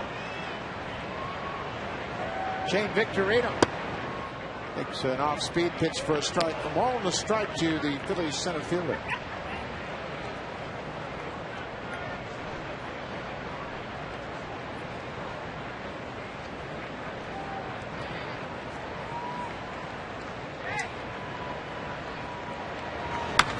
Victorino left field. McDonald on the run. This ball is off the wall. Howard's coming around third. There's the throw to second. Not in time. Howard scores the seventh Philly run. Back-to-back doubles for Philadelphia.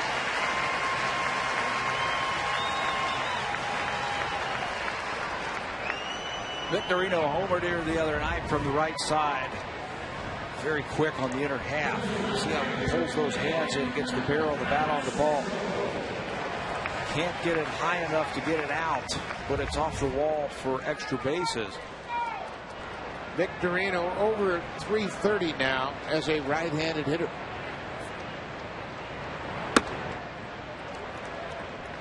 Casey Jansen up for a second time this afternoon. Top of the fifth inning, Phillies out in front 7-2.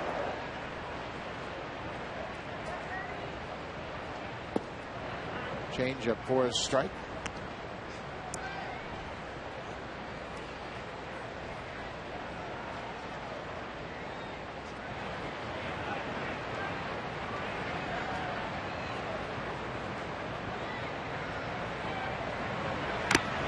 Fouled off the glove of Molina.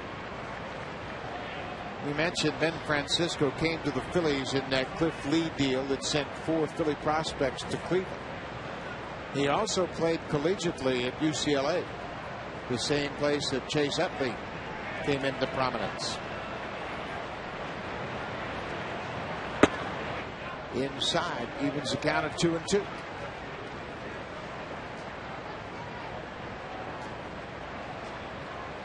Shot up through the Cleveland system after winning that batting title his first season in the minor leagues. Can use the whole field.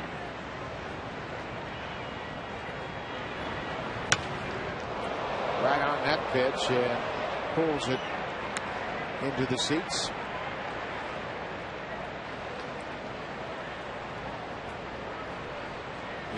He won't have a whole lot of home runs, but he's a very serviceable player, a good player. He plays center field, all outfield positions, and he's a very good hitter.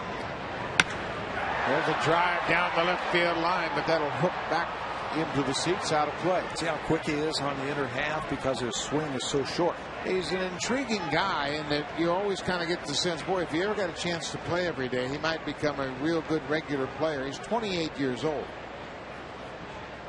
And he was a 5th-round pick of the Indians in 2002. Spent 6+ years in the minors. Just never really put everything together outside of that batting title. Well, there's nothing that really like jumps out. He doesn't hit 25 home runs. He doesn't steal 50 bases, but he's a solid citizen, a solid player. Guy you can count on, and he matches up well against left-handers. Taps that ball foul, and that's what the Phillies did in the offseason. Not only complimenting Francisco, who they acquired midseason last year, but they went out and added depth. Brian Snyder was signed as a backup catcher. Polanco came over to give them stability on the infield. Ross Globe, another bench player. Francisco to center. Wells has it.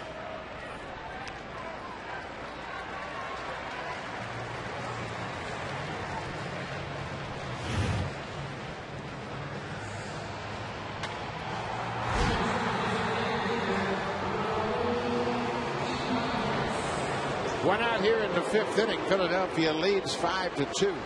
Raul Ibanez had a base hit in his last at bat. One thing about all those players you just mentioned who the Phillies picked up in the offseason, they're all veterans. They all know how to win. Well, they know how to keep themselves ready, too. So when they're called upon, I think the bench players have to understand that they can't lose games. You go in there, you have to just hold your own. Don't make any mistakes. It's going to cost your team a win. Anything you do positively with the bat or with the glove is a bonus. And they become very important people this time of the year. It's hot. You've played 70, 75 games. The veterans, the starters need some time off. So you've got to have a guy to fill in there to help you win a game. Ibanez sharply on the ground. Aaron Hill is there, and he makes the grab and throws out Ibanez. That ball was scorched, but it was right along the grass. Cito Gaston is going to be coming out now to have a word with Brett Cecil. He retires Ibanez on that hard ground ball. Has not made a move to the bullpen yet. Well, you can see Cecil having a conversation with him. Now he makes the call to Casey Janssen. So Ibanez is retired on the ground now. Wilson Valdez is the scheduled batter, and Casey Janssen will come in relief of Brett Cecil. Cecil leaves with the Blue Jays trailing by 5.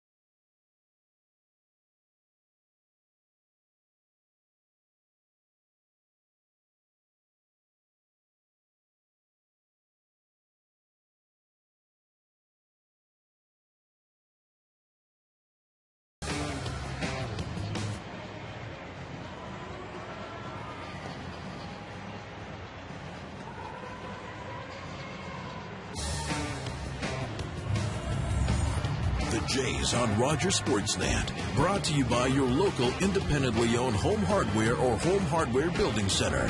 Homeowners helping homeowners. Casey Janssen comes out of the bullpen with 2 outs. Brett Cecil went forward 2/3. He's given up 10 hits. He is responsible for the base runner. Victorino at second. Janssen had a very good outing here on Friday night, pitching 2 clean innings. Yeah, pitched in that 9-0 game. 2 innings for Janssen. He had a strikeout, no hits. 4-0 record. Janssen has been piling up the strikeouts over his last 10 2/3 innings. He has 14 strikeouts. That's the key for him. Keep the ball down, move it around the Strike zone. Work quickly, throw strikes. Now Casey Janssen has had a couple of rough outings, but other than that, he's had a real consistent season. Thrown strikes with all of his pitches, and that's what allowed him to be so effective here on Friday. Wilson Valdez will bat with a runner at third. First pitch strike from Janssen.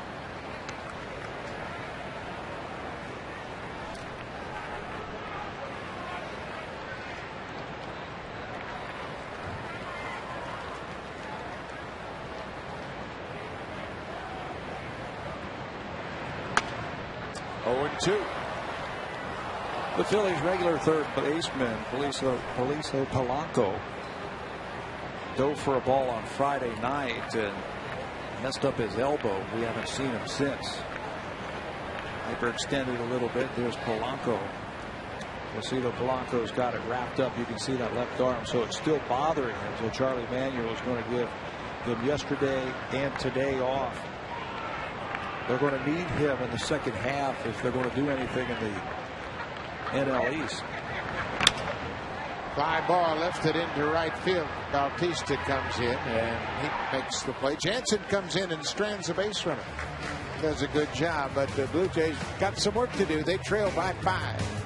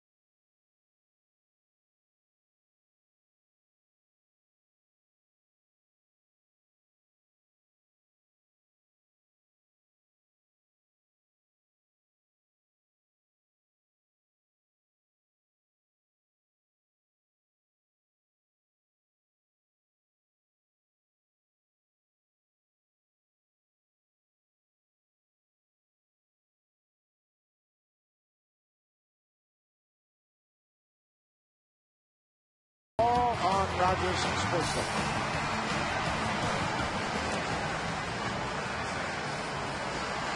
And the King, I guess, away from the Rock and Roll Hall of Fame for a while here in Philadelphia, just came in for this great weekend series. Jamie Moyer has really baffled the Blue Jays hitters here on just 5 hits. He gave up a 2-run home run to Vernon Wells, and that's been it. They haven't been able to solve him. He stranded the bases loaded in the second. Blue Jays had a great opportunity. Jason Worth made a fine running catch on Adam Lynn that really could have made a big difference in this game. That whole inning could have been different if not for that play. Just like Jamie Moyer's career could have been totally different. Started off his career really nothing special. And it really took off when he turned 29 years old. Started out with the Cubs and played 5 teams, and it just took him a while to really think about it. He was contemplating maybe it wasn't something he was going to have a lot of success with. And that's 5 years in the big leagues at the time. At 29 years old, you figure there's you just be coming into your own, and he was thinking that his career might be over. A ball and 2 strikes to McDonald.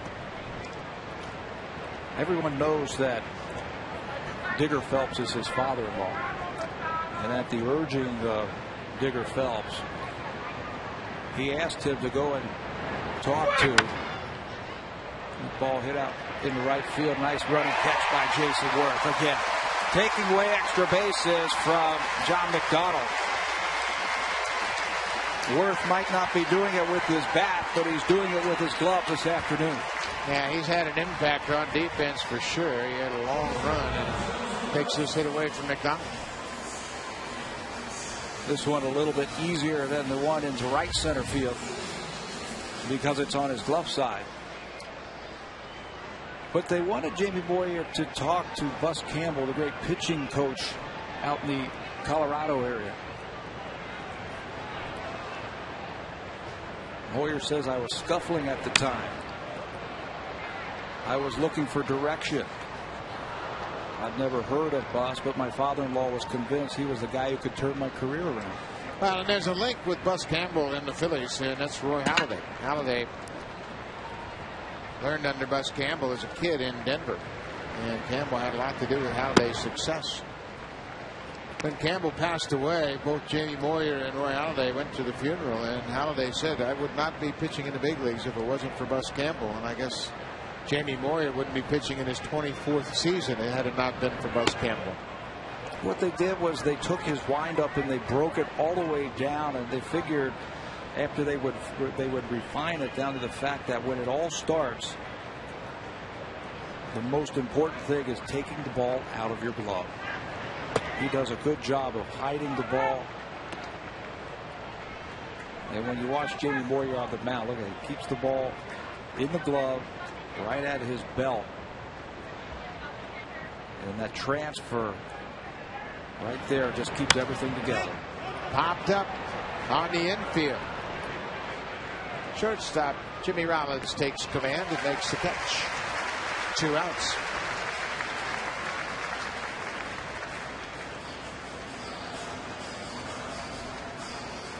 It's difficult for hitters. They can never get that ball out of Moyer's glove. You never see it. It's always hidden. And you know, as a hitter, you like to track that baseball. It gives you a sense of timing once you can pick up where that ball's coming from. The earlier, the better. Moyer does it there. He hides it with that leg kick, throws the shoulder up, throws the glove at the batter, and all of a sudden the ball's on you.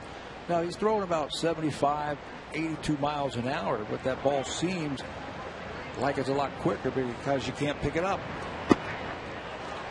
Big swing and a miss by Bautista. Well, think about it. When you watch batting practice before a game, the batting practice pitchers traditionally don't have a glove, and they show the batter the baseball the whole time through their pitching delivery, and that's where you start building your timing for the game. Who are the best batting practice type of pitchers? Catchers. Because they throw it right out in front. Right out top, right on top, right out in front. You see the ball. Have a short arm stroke. But it's turned Jamie Moyer's career around. A ball and 2 strikes. Struck him out. Jose Bautista goes after a breaking ball. Jamie Moyer threw 5 innings. Held the Blue Jays to just 5 hits.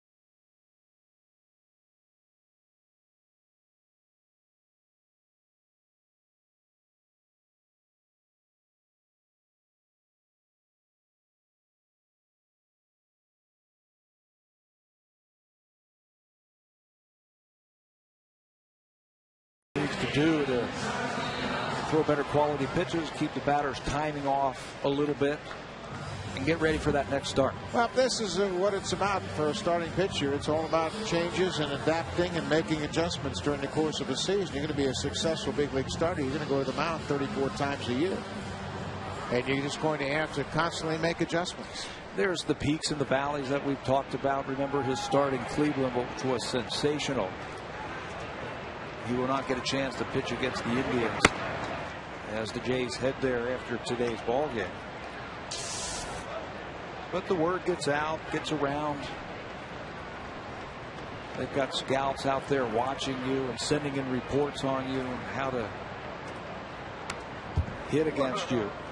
Dane Sardina, the catcher, fouls the ball off. It's a ball on the strike.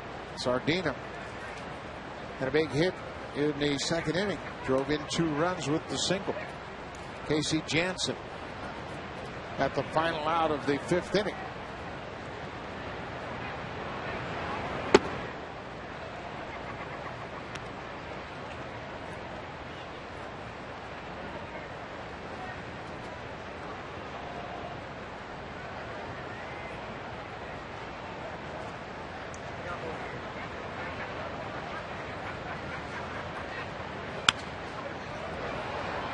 Down at play. Well, you know, you watch this Philly team and you see the depth, and they're playing right now without their regular catcher, Carlos Ruiz, who's on the disabled list. But they go down into the minor leagues, and Charlie Mangum knows you've got to flip-flop players and keep everybody fresh. He's got Polanco out with a banged-up elbow. So he uses Castro and Wilson Valdez at third. Sardina starts today and comes through for him. Valdez has made a great play at third base today. He has scored a couple of runs. Sardina had that double to knock in a couple of runs. So we hadn't seen Ben Francisco until he starts today. He comes up with an RBI. Sardina pulls it past the bag, foul.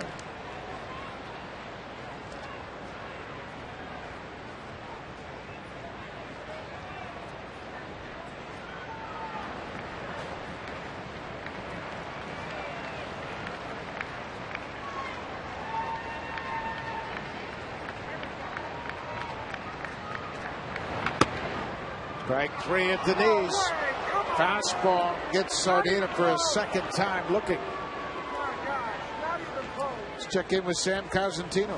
Well, Buck, as the story goes, when you were here for the playoffs last year, the Bull said he sent up some pork sandwiches, and apparently they were intercepted by the Sarge. So what we've been able to do, the Bull sent a few pork sandwiches up for the boys. He's got one here for yourself. Perfect. One for Pat. Thanks, and Bull. one for Scotty Carson. And the ribs will be mine. I'll take those. You can't beat that. Outstanding. Sammy, thank you, buddy.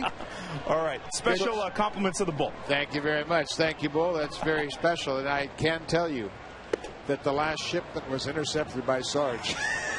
And you had no chance once it got to the Sarge. I got back up to the booth. There was nothing but bones in the plate. Sarge ate all the bones. And we got you, Sarge. We know you did it. Gary Matthews, who is a very good broadcaster here in Philadelphia. But he saw barbecue headed for our booth, and he intercepted it. Was there any sauce left? Nothing.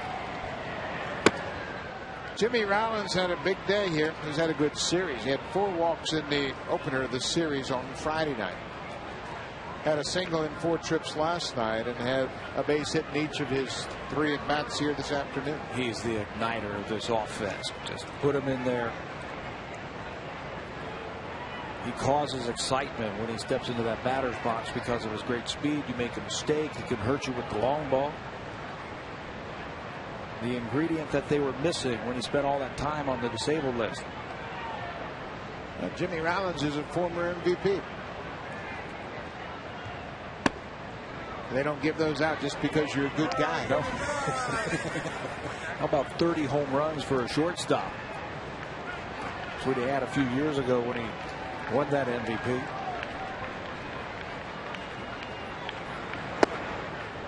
Now you can see he's starting to really track the ball well, as that 4-walk night on Friday night would indicate. But that's when he's most dangerous, and he's letting the ball travel. He's got some pop. Fouled off that breaking pitch. It's a full count. Phillies scored 4 in the second, added 2 more in the fourth, in a single run in the fifth. Blue Jays scored their only 2 runs in the third. Vernon Wells hit a 2-run home run off Jamie Moyer.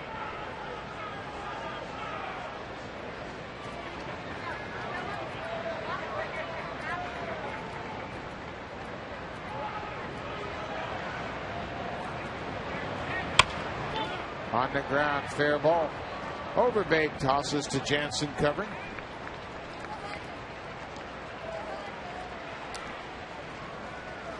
Reliability, resale value, and race-proven innovation. Get it all with 0.9% financing on our most popular models. Right now during the Honda Checkered Flag event. Chase Utley will bat with 2 outs here. Utley had a single in 3 trips against Brett Cecil. We had talked about how important the left-handed hitters were going to be for Cecil. He had held lefties to a 154 average coming into this game. But all 3 left-handed batters, Utley, Howard, and Ibanez, had hits off of him. And Howard had the leadoff walk in the second. So the hitters won out in this matchup against Cecil today. Yeah, it came in here giving up just 1 home run to the lefties. Now, that didn't hurt him at all. Utley with him a single, drives in some runs. What about the guys around those lefties? Francisco in front of Ibanez came up with a big base hit. Rollins in front of Utley. Same way. Well, Rollins been on base 3 times. Bottom of the order's done a number as well. Ibanez hitting in the 7th spot. Has a single, scored a run. Valdez, the third baseman, scored 2, and the Sardinas driven in 2. 2 balls and 2 strikes to Chase Utley. The Phillies bullpen isn't 100% right now, and it's a 5-run deficit. Blue Jays have plenty of time to get back in the game, but they've got to knock Moyer out of the game first.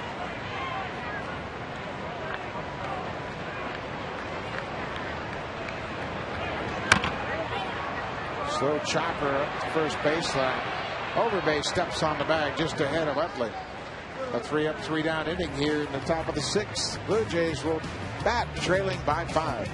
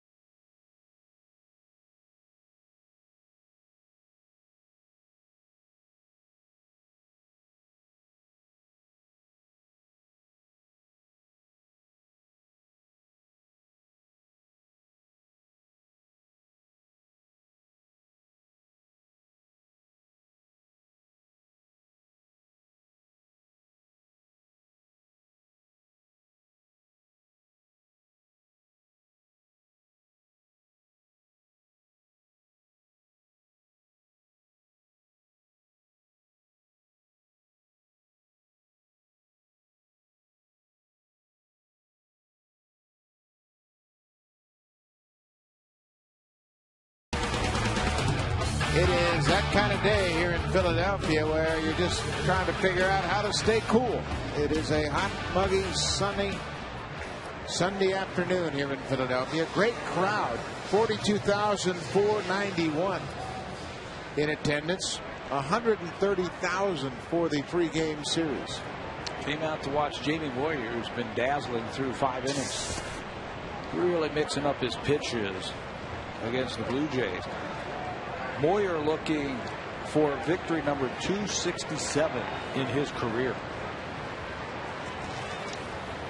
And you know who he would pass with his next win? Bob Feller and Epirixie. Hall of Famers. Off-speed pitch. Vernon Wells, the only damage against Moyer, a 2-run home run in the 3rd. That was a record setter. The 506th home run allowed by Jamie Moyer. Most home runs allowed in the history of the game. And that's a long time. You were talking about that earlier. I'm like, well, you either have to be playing a very long time. Well, if you weren't any good, you wouldn't be around, right? So you have to be really good and play a long time. This time he gets Wells. Turn that ball over, down and away for the strikeout. 5 strikeouts for Moyer.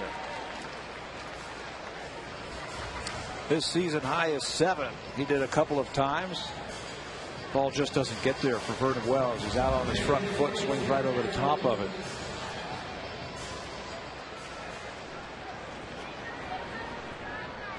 Jamie Moyer, 35th place on the all-time wins list. Adam Lynn, 2 up, late 2 down. Couple more wins and he will tie the great Jim Palmer for 34th. And he's passing Hall of Famers just about every time he wins a game.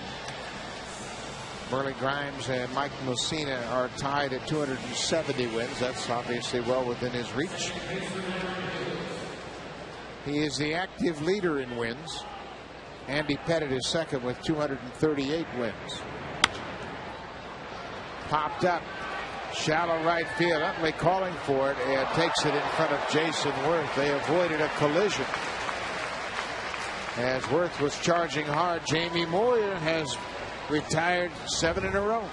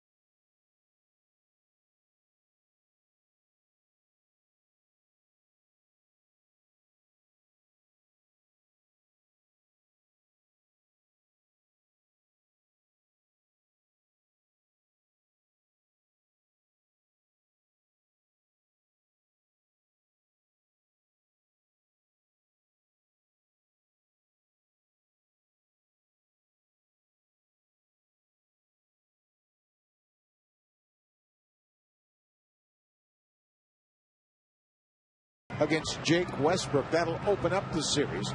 Tuesday, Morrow against Carmona. Wednesday, Litch against Laffey. And Thursday, an afternoon game. It'll start at 12:05 Eastern Time. It'll be Sean Markham against Justin Masterson. The Indians, Ricky Romero won't have to face Russell Branyan, who has been dealt to Seattle from Cleveland. Branyan was traded for a couple of minor leaguers. So that's a big bat out of their lineup. Jason Frazier comes out of the bullpen to pitch the 7th inning. Again, Casey Jansen with an inning of the 3rd, a very effective relief. been a good part of the Blue Jays in this series. The relief pitching, Jason Frazier in for this game. 31 strikeouts this year for Frazier. It's been a while since we have seen him. 5 days ago against St. Louis, a couple of innings, a couple of earned runs in that game. Fastball, good split change. Chance now for the Phillies to take a look at Frazier. Yeah, those 2 runs he gave up against the Cardinals, a pinch hit home run off the bat of Colby Rasmus after Frazier hit David Freese with 1 out. Philly fans here have turned out. We mentioned 130,000 in attendance for the 3-game series. First pitch fastball for a strike to Worth.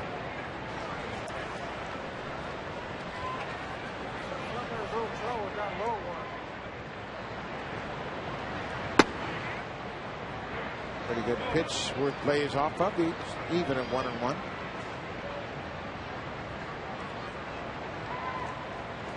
Worth has 5 strikeouts in his last 2 games, 0 for 7.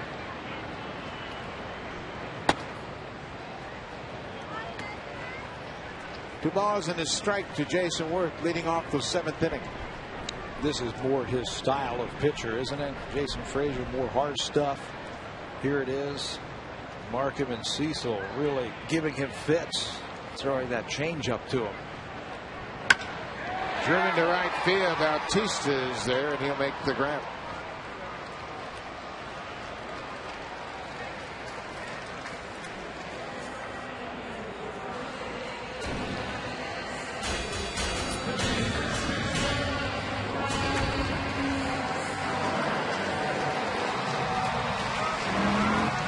Big Ryan Howard will step to the plate and face Jason Frazier.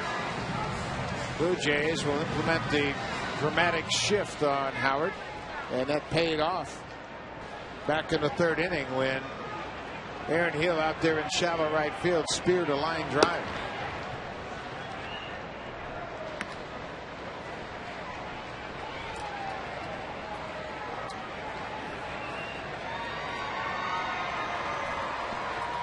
There you see Hill out in shallow right.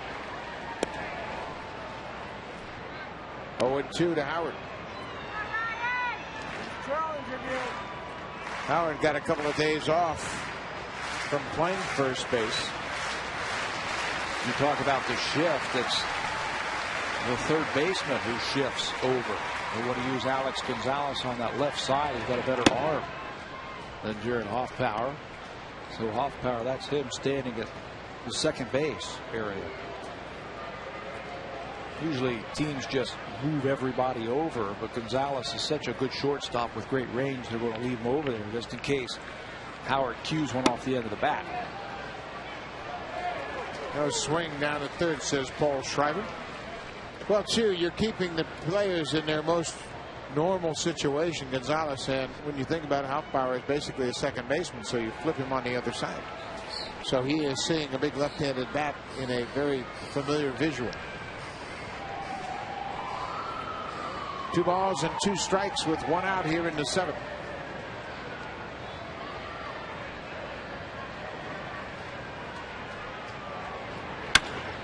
Right to the shortstop. Gonzalez takes the short hop and throws to Overbay for the out. Oh, he pulled off the bag. Overbay's not going to buy it. He goes back right to Joe West. Overbay felt like he had maintained contact.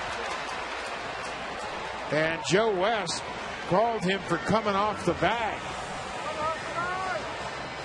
But Overbay stretched. It looked like he held his foot on the bag, but West felt he came off. Overbay usually doesn't argue unless he knows something. Take a look here. The throw sails a little bit on Gonzalez, but still looks like he has his foot on the bag. Frazier can't believe it.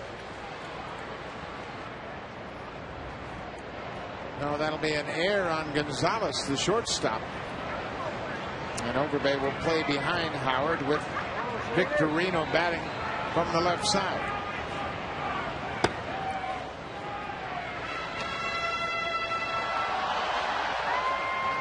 Victorino in the 5th spot has come through for Charlie Manuel. 2 for 3 with a ribby.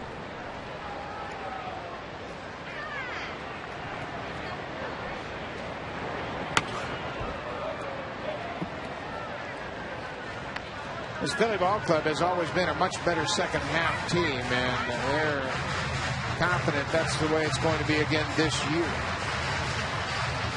Charlie Manuel's club, back-to-back World Series appearances. They won in 2008. They lost to the Yankees last year, and they currently trail the Atlanta Braves by 3.5 games. They came from a long way back in 2008 to get to the World Series. Base hit up the middle for Victorino. That'll move Howard to second base. Victorino has his third hit of the afternoon. 2008, they went 48-31 in the second half to gain some momentum. And it's basically the same cast of character. Last year, they were even better in the second half. Well, you look at the NL East with Atlanta. They've kind of surprised everybody with their record at 44-31. And they're just about to get Jair Jurgens back into the rotation. Mets, to me, they have been the biggest surprise in the entire division. I didn't think they'd have the pitching to hang with these guys. Could you name 4 of their starters? I know Oliver Perez started out there. John Maine has been injured. Pelfrey, Mike Pelfrey. He's had a great year. Santana, of course. And Santana. And boy, after that, they've really pieced it together and done a great job. And that was a team where everybody said, you know, it's a matter of time before Jerry Manuel gets fired and they change managers, but he's got them right in the middle of the hunt.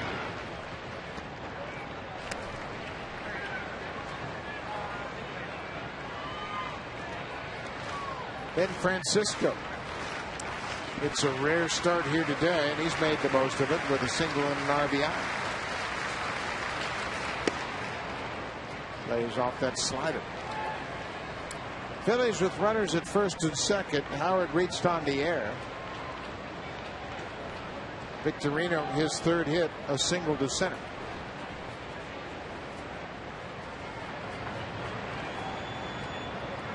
Two balls and no strikes. Late on a fastball. It's the thing about veteran teams. They make you pay when you make mistakes. Aaron Hill was charged with an error when he couldn't come up with a throw by Alex Gonzalez back in the 4th inning. They ended up scoring 2 runs in that inning. Unearned, too.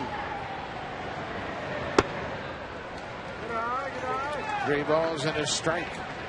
But they are a patient team. The Phillies now have scored 7 runs on 11 hits. Second time in this series they've compiled 11 hits.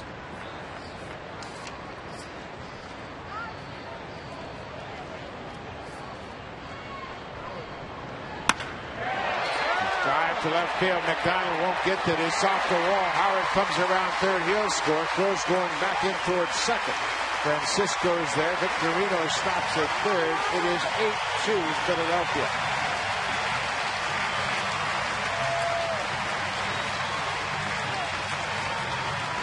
You sit around for a couple of days hoping to get into the lineup. They send a left-hander out there, and Ben Francisco has made the most of it. Singled in his first at-bat, an RBI, a couple of outs, and then this, a rocket off the wall in left field, just off the top of the wall. That'll be another RBI hit for Francisco. Extra bases, and now the infield has to come in. Raul Ibanez with runners at second and third, 1 out.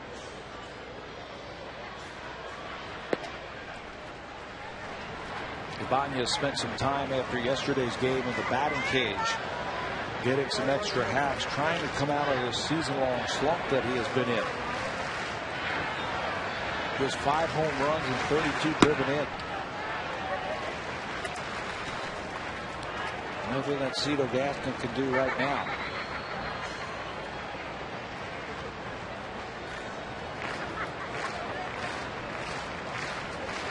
Ibanez a year ago, 34 home runs and 93 driven in for Philadelphia.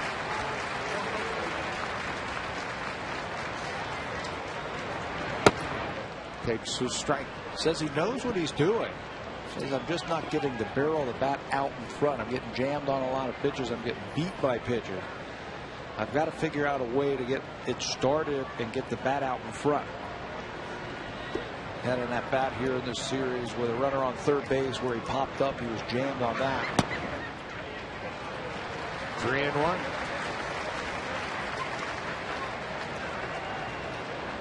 Ibanez now 38 years old. Always trying to figure out how to get back on track. Got to count in his favor now with 1 out.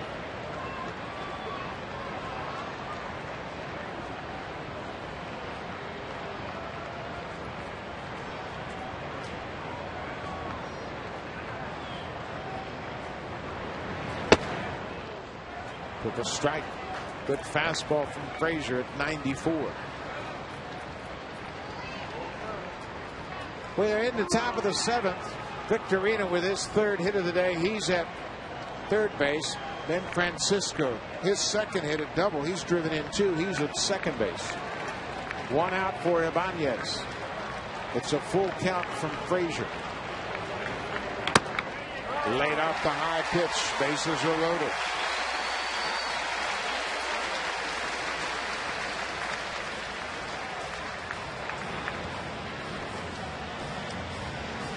So the bases will be loaded now. The infield will move back to double play depth. The third baseman, Wilson Valdez, will face Frazier.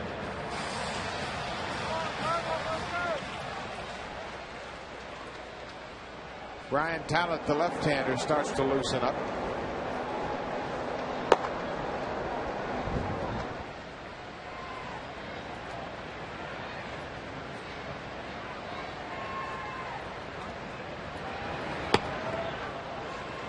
Valdez late on a fastball. Looked like Frazier had 2 quick outs in the inning when Ryan Howard hit a ground ball to the shortstop. Joe West ruled that Lyle Overbay came off the bag.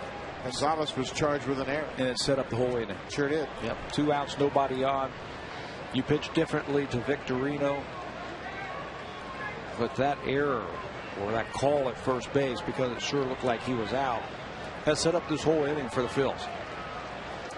No balls and a strike. On the ground. Could be 2. Hill gives way. Bad throw to second. Another error. 2 runs are coming in. Francisco scores from second. Aaron Hill made a tough throw to second. Gonzalez couldn't make a play on it. And 2 runs come in. 2 errors now in the inning.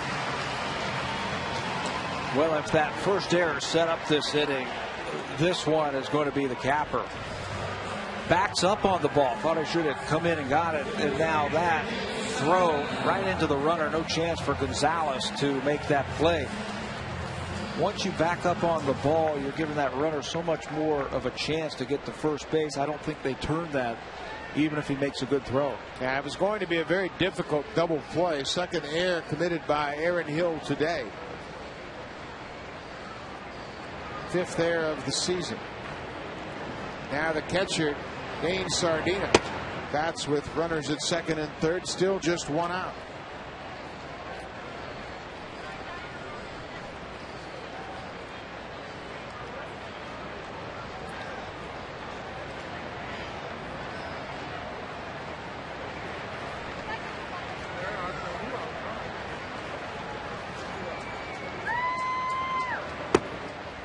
Fastball down and away, a ball and a strike.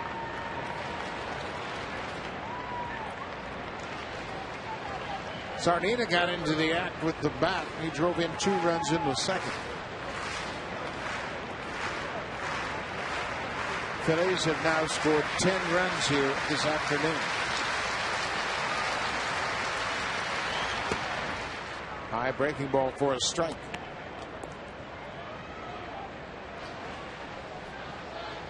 Still just 1 out.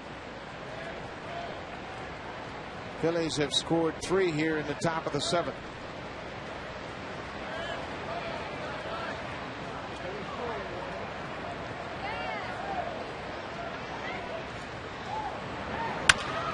Bouncing ball gloved by Frazier. Third base, another error.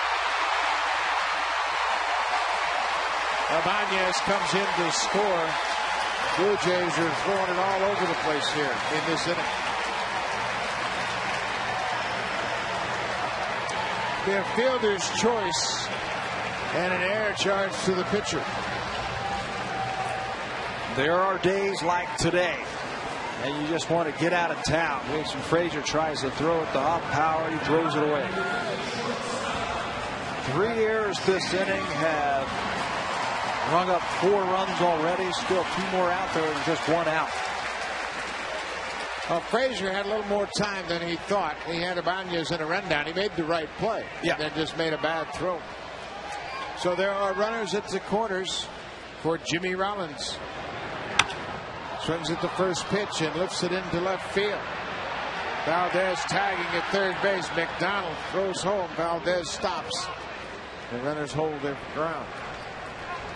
Valdez just bluffed off the bag at third. Rollins is retired, 2 outs.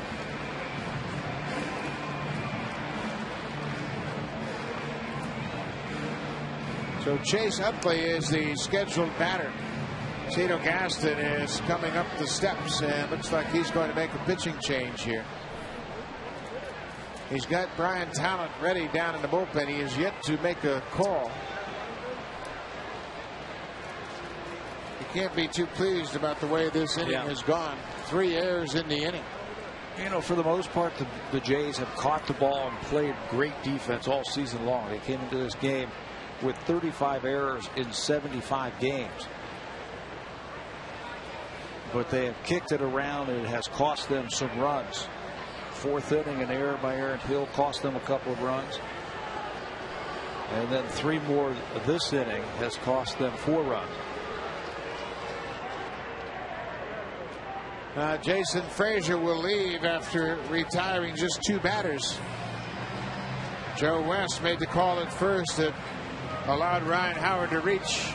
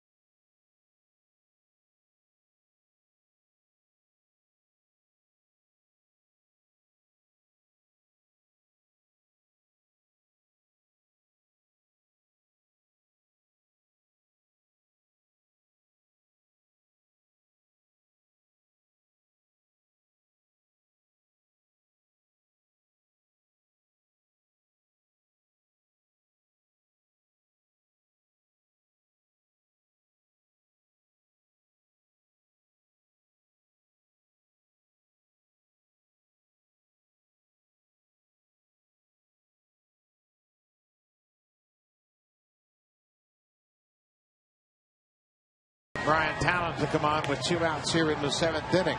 But you go back to the situation. Ryan Howard hitting with 1 out. Hits the ground ball to the shortstop, Alex Gonzalez. Ball tails on him just a little bit, but Overbay looks like he has his foot right on the corner of the bag. And when Lyle Overbay has something to say to an umpire, he's usually right. Well, watch the catch, and he still looks like he's got contact on the bag. And then Joe West from behind Overbay says that Overbay lost contact. Howard reaches the base, and then the floodgate open. Brian Talent comes out of the bullpen. He'll face the 9th Philly to bat in this 7th inning.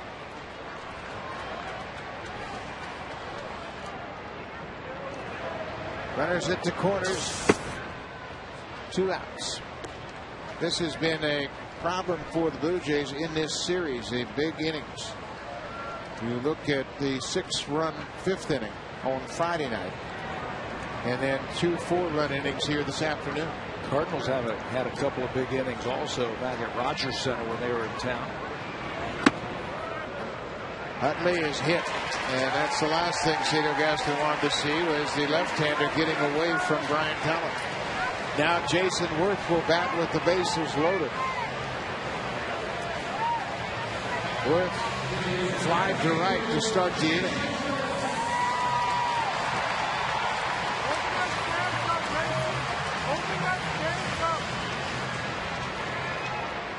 Worth will be the 10th Philly to hit here in the 7th.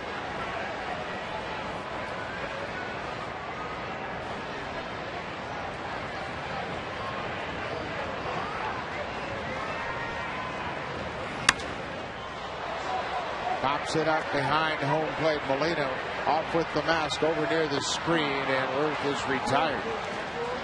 Talent strands the bases loaded. The Phillies put up a 4 spot. They lead 11-2. Blue Jays will hit bottom of the 7th.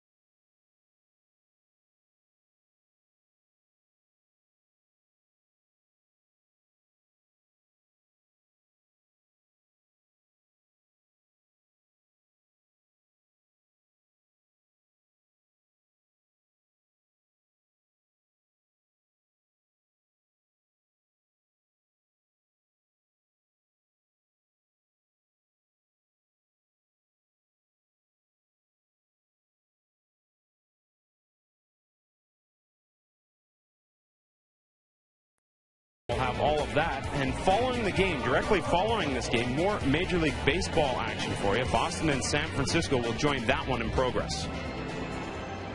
Like Sammy and the Red Sox, boy, they've gotten some bad news last couple of days. Dustin Pedroia, their all-star MVP second baseman, out with a broken foot. Found the ball off his foot. Jamie Moyer now with 4,004 innings pitched. He is the active leader. Almost 1,000 innings more than Andy Pettitte. 9 of them he had this year. Put him in the record books also. He had a 9 innings, 7-0 shutout against Atlanta back on May the 7th. And with that game, became the oldest pitcher in Major League history to throw a shutout. He was 47 years old, 170 days. The record was previously held by Phil Niekro. He did that back in 1986. So Moyer just keeps on going. 102 career wins since turning 40. And it's been a fun afternoon for the Phillies and their fans. It has been a big series for the Philly batters as they put up a 9 spot on Friday night in the 9-0 shutout. And today they have scored 11 runs on 12 hits. Blue Jays contributing with 4 errors in the field. Ross Gload comes off the bench to take over for Ryan Howard. Gload started the first 2 games of this series at first base. Ryan Howard scored 3 runs today. Juan Castro takes over for Utley at second base.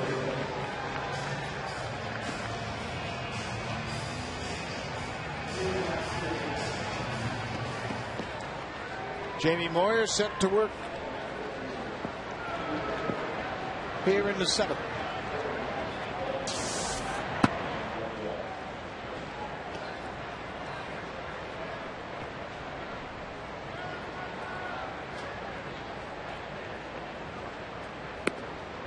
Two balls and no strikes to Overbay, leading off the 7th.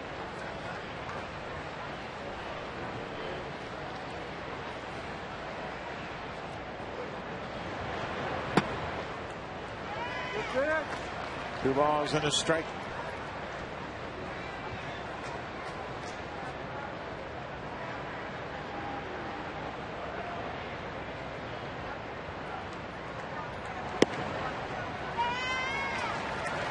Two and two. Another thing about Jamie Moyer as he pitches here in the 7th inning, he's been very economical on a very hot afternoon here in Philadelphia. He hasn't even thrown 90 pitches yet as we play here in the 7th inning. 11 runs certainly has helped his cause. High breaking ball upstairs for a ball. It's a full count. He's thrown that a couple of times this afternoon. That has really fooled the left-handed batters for the Blue Jays.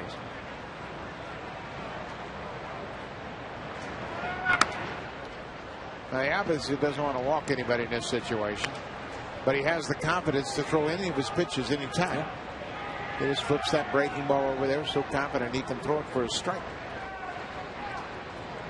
Remember facing Scott McGregor? Yep. Scott McGregor is a lot like Jamie Moyer. Moyer's a lot like McGregor. Starts that breaking ball way outside against the right-handers and brings it back in, turns the ball over. Will throw 3-2 breaking balls all the time, which he does right here. Slider down and out of the strike zone. Overbay swings over the top of it. Second strikeout this afternoon by Lyle against Moyer. Moyer's now retired 8 in a row.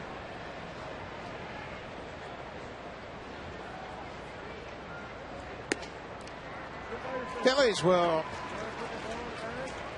take on the Cincinnati Reds tomorrow in Cincinnati. Johnny Cueto, Mike Leake, and Aaron Harang, and Cincinnati is the leader in the Central. Johnny Cueto at 7-2 is having a good season, and Mike Leake, how about that story, coming out of Arizona State, going right to the big leagues, and he is off to a good start at 5-1. Reds are going to get some good news also. Edinson Volquez has been throwing great in the minor leagues on his rehab. He's going to come back around the All-Star break from what I hear. Now, Cincinnati's not going away anytime soon. Cardinals are a half game back of the Reds. Milwaukee 8.5 back, and then you look way down in the bottom, the Cubs are down there. Wow, what a mess that is. Yeah.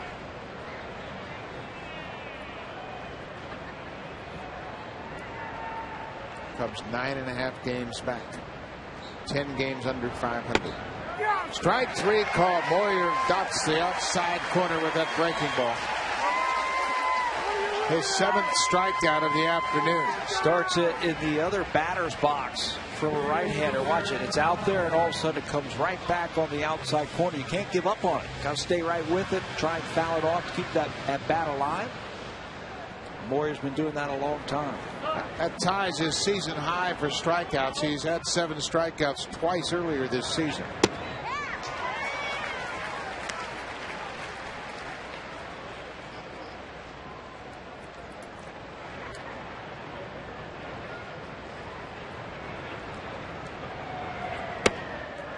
A ball and a strike. Moyer had 7 strikeouts back in April against the Marlins here at Citizens Bank Park, and then in May did the same against the Cubs in a 4-1 loss. Also here at home.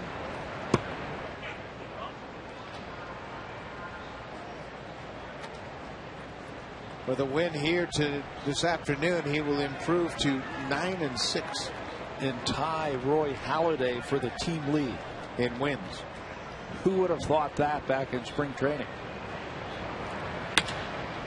Hoffbauer gets himself a base hit to left field.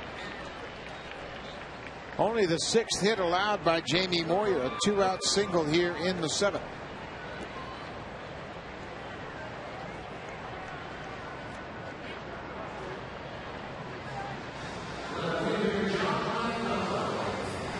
Well, Jamie Moyer, he hasn't given any indication that he's ready to quit after this season either. He'll be 48 years old in November.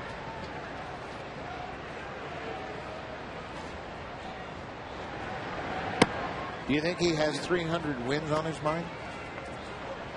This would be 267. Take 33 wins. Yeah, I'm thinking here, trying to do some numbers. If he goes for 4 or 5 more for the rest of the season, that'll put him in the 270s. That's probably 2 seasons. Yeah. 2 more seasons. Well, there you see the active leaders, 266. 300 is the benchmark, obviously. I mean, that's Hall of Fame. You get to 300 wins. I don't care how long it takes you. Yeah. He might want to pitch. Be one of the only pitchers to pitch when they're 50 years old. Yeah. I know Julio Franco hit when he was 50. How about Satchel Paige? How old was Satchel Paige? I know he was late old. 40s. Yeah. Yeah. Manny Minoso came back and pitched or played when he was 50. McDonald 0 for 3 in his first start in the leadoff spot here this afternoon. But think about it. Moyer's been here 5 seasons, and he's averaged 11 wins over those 5 seasons. So a couple of more, this year. It's got 9 wins now. Went on the All-Star break. So if he holds up and say he wins 16, 17 wins this year, a couple more years. 300 is on the mind. Yeah. 2 balls and 2 strikes, 2 outs to John McDonald. Ground ball to Jimmy Rollins. The underhand toss for the force at second. Jamie Moyer has completed 7 innings here on a hot, muggy day in Philadelphia, in line for his 9th win.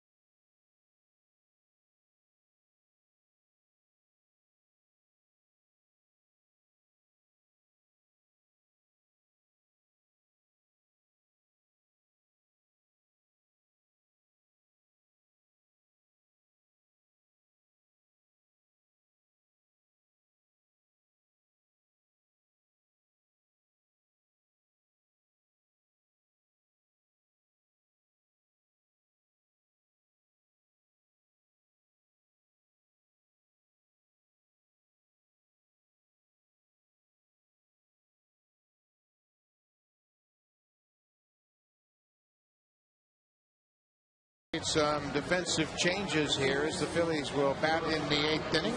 Fred Lewis comes off the bench to take over defensively in left field. Dwayne Wise takes over for Vernon Wells. He'll play center. And John McDonald, who started in left field, moves in to play shortstop, and Alex Gonzalez's day has come to an end.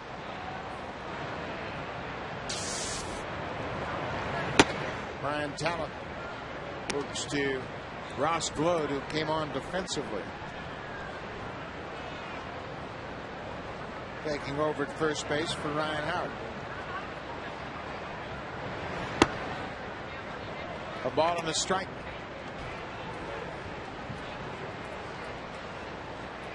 Talent came on in the 7th with 2 outs, hit the first batter he faced, but then got the pop-up of Jason Worth.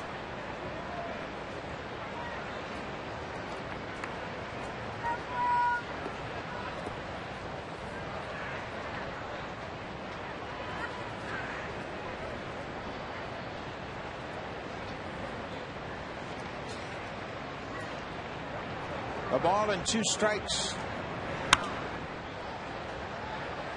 Back into the seats. Mentioned Ross Gload. He had a big night on Friday night. Started at first base Friday night. Had an RBI single and a 3-run double.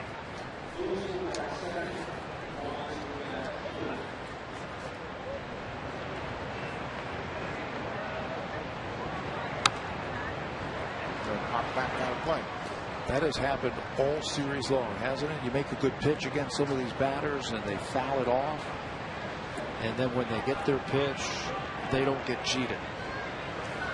Well, they're good veteran hitters, and that's what they do. Spoil the good pitches and wear out the mistakes. Went too far. Nope. Appeal down at third base, said no swing. Molina thought he went too far. He's asking for the appeal, and he's already done that. You missed it, Molina. You already did that. You already did that. You missed it. So Ross Gload will hit with a 2-2 count.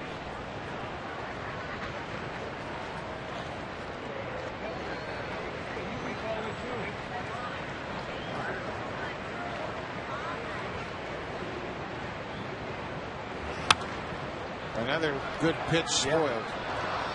Good pitch down and away to a left-handed batter. And Gload, who doesn't have a whole lot of at-bats this year, just 60 of them, spoils another one. Swinging a hot bat over his last 10. Home run and 5 RBIs. There you go.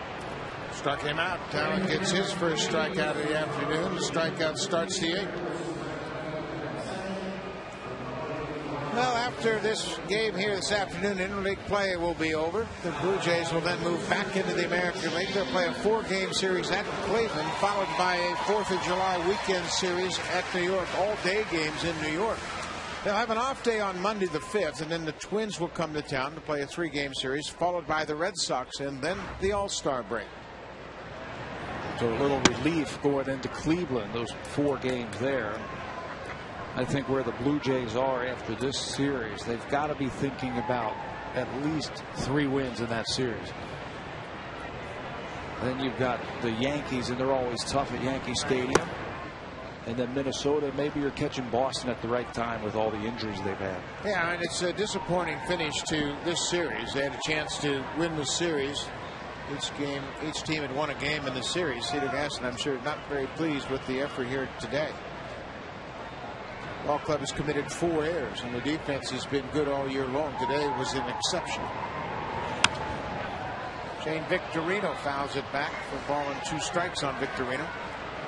But you're right. You got to start really grinding and thinking about playing the Kansas Cities and the Yankees again, and then you're going to be back in the American League. And the second half of the season, they'll start with Baltimore and then go to Kansas City. And they have a pretty soft schedule, if you will, compared to what they have seen with this National League schedule. Not if you would ask Zito, because he knows a major league team's a major league team. But if you just look at one-loss record, his talent's going to pick up the strikeout. Joe West says Victorino goes around.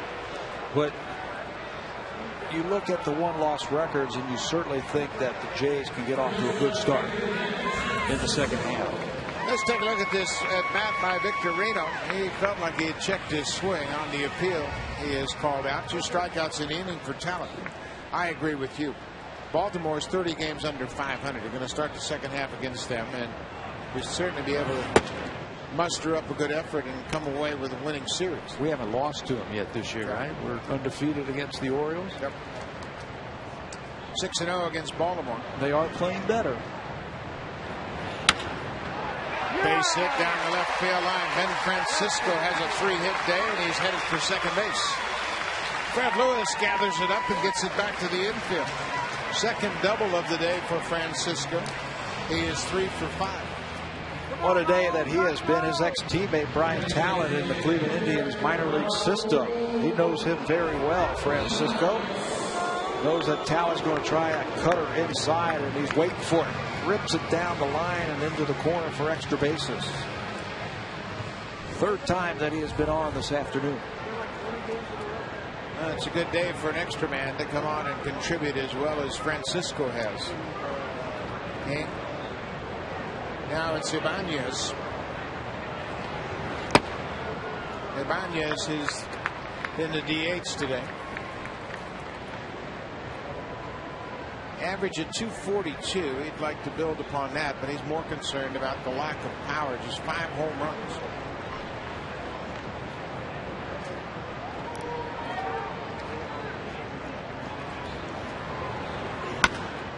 Pops this one up in center field.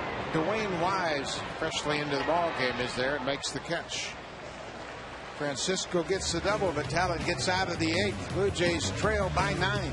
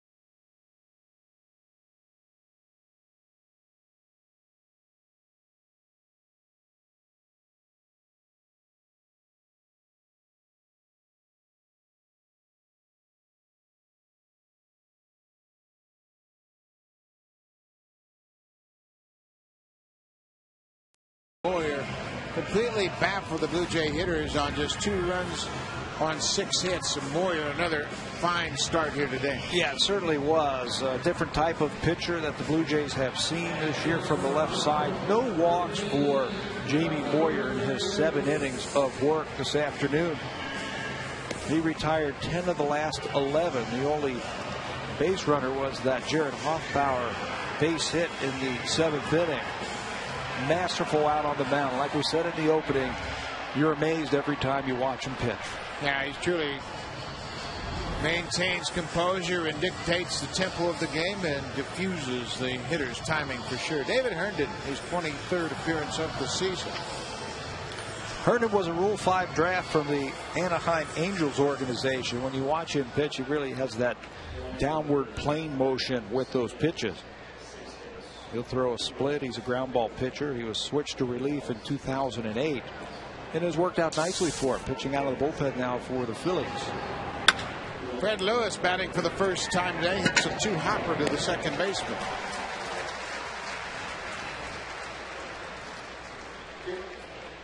Reliability, resale value, and race-proven innovation. Get it all plus 0.9% financing and a $500 gas card on new Civics during the Honda Checkered Flag event. Jose Bautista will bat with 1 out. Bautista is 0 for 3 with a strikeout.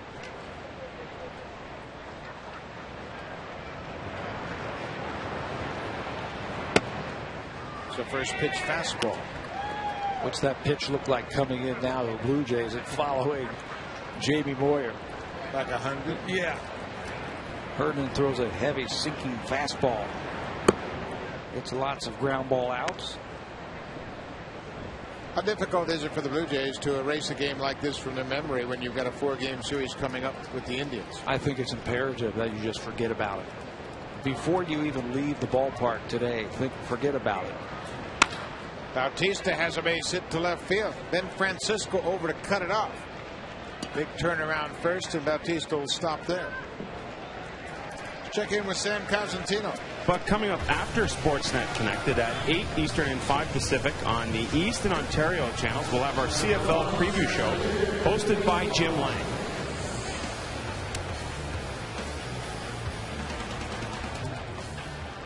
A little bit of hockey, a little bit of connected right after this ball game, and some extra bonus coverage of the Giants and the Red Sox.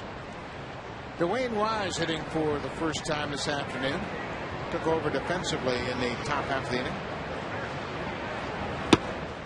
Lays off an outside fastball. You know, that's a great thought that you were just talking about putting this one behind you and setting your sights on the Indians as you head out on the road. Back to Herndon. He still has time to go second for one, but not in time to get a double play. Herndon kept his cool. No panic after he bobbled that ball initially. Still had the presence of mind to go to second to get the lead runner. Because the ball was hit so hard by Dwayne Wise, he can bounce it off his hand a couple of times, bobble it, and still have enough time to get that runner at second base. If he comes up with it cleanly and spins right away, they might have had a shot at a double play. Bobbles it a little bit, but still gets the out at second. Adam Lind had a hit taken away in his first at bat. A fine running catch by Jason Worth in right field.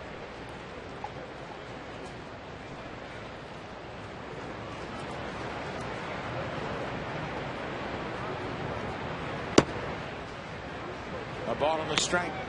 2 outs here in the 8th inning. It's been all Phillies. They have scored 11 runs on 13 hits here today, and the Blue Jays have contributed with 4 errors.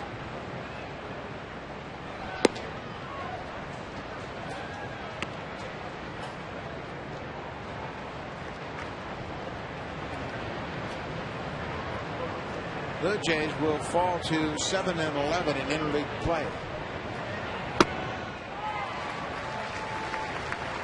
The Phillies, on the other hand, will improve to 10-8. Also continuing their trend of not faring well against left-handed starters, they would fall to 7-12 with Moyer the winning pitcher. That's the big mystery for me. Just a couple of years ago, they really wore out left-handed pitching, but this year they have had their troubles versus the lefties.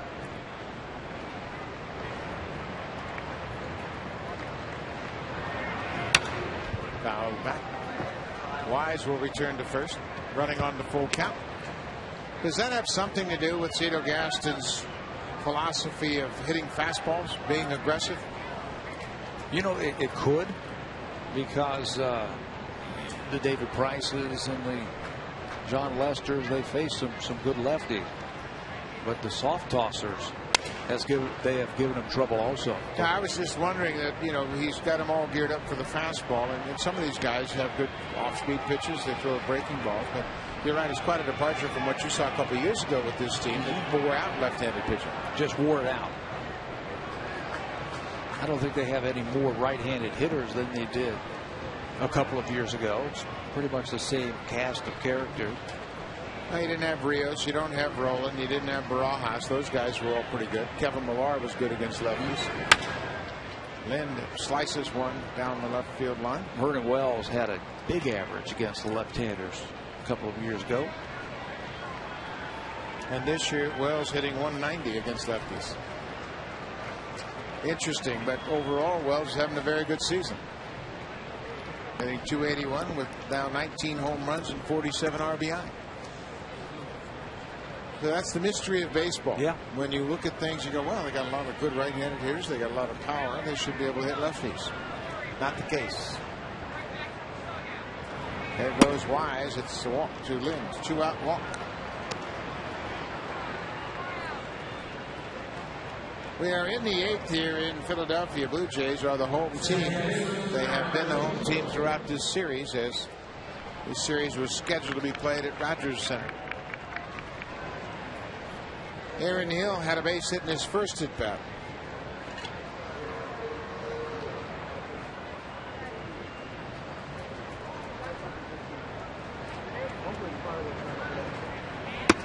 Off the plate inside.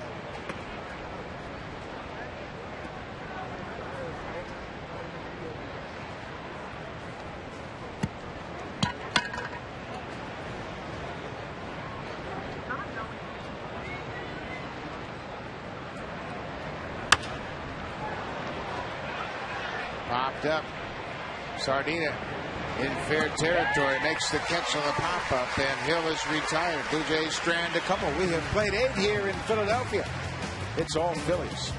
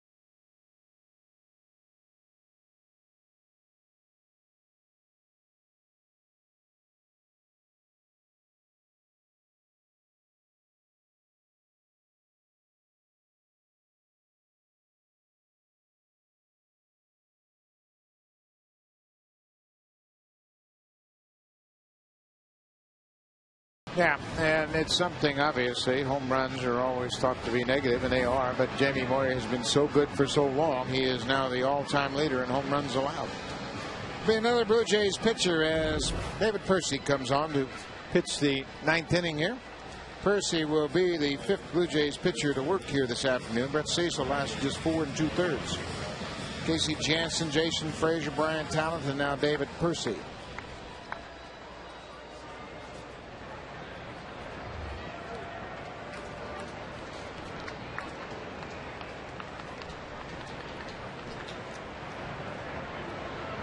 Wilson Valdez, the third baseman, takes a fastball up and in.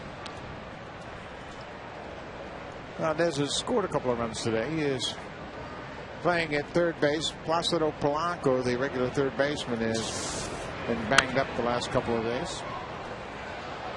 Dove and banged up his elbow, so he'll be day-to-day, I'm sure.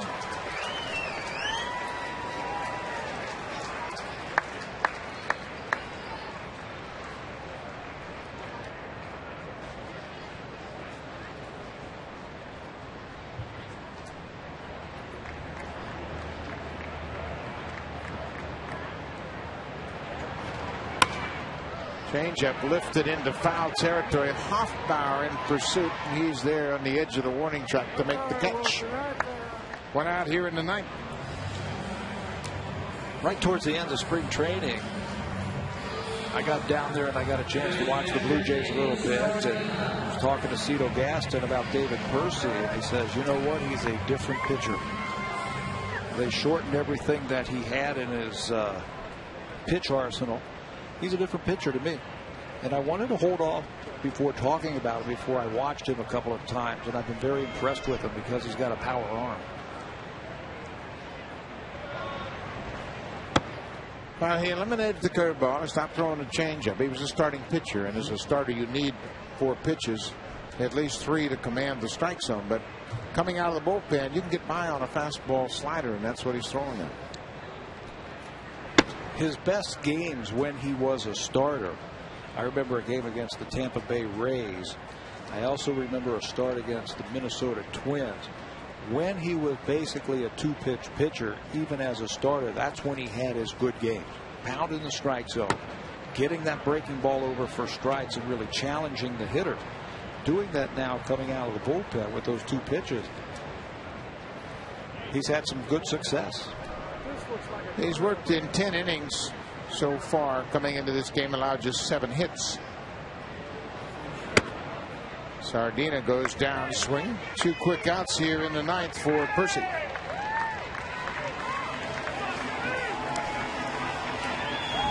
As long as you throw quality strikes, when you can throw 94 or 95 miles an hour and put it where you need to, you're going to have success.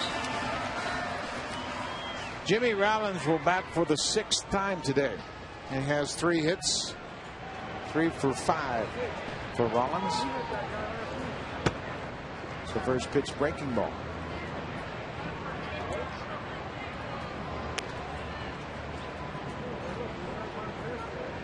Two 4-run innings today for Philadelphia. 4 in the 2nd, 4 in the 7th. But they blew the game wide open early.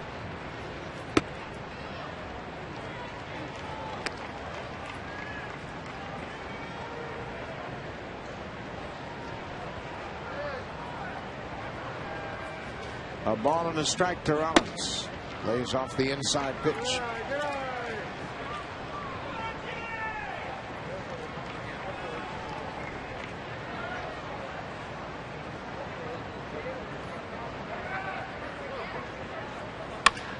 Sharply hit, but at the shortstop, John McDonald. Over to Overbay for the out. Percy has a good inning in the 9th. Blue Jays will have their final at bat. 11-2 Philadelphia.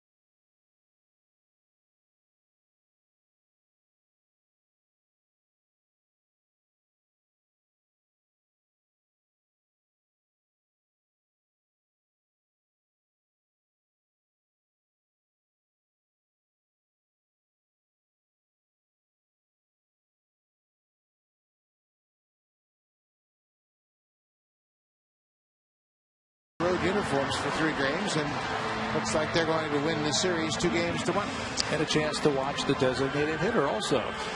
Danny Baez comes in to be the 3rd pitcher for Charlie Manuel's team this afternoon. 31 games he has gotten into. That leads this team in bullpen relief appearances. A losing record of 2-3, a 4.9 earned run average. Baez has a good arm.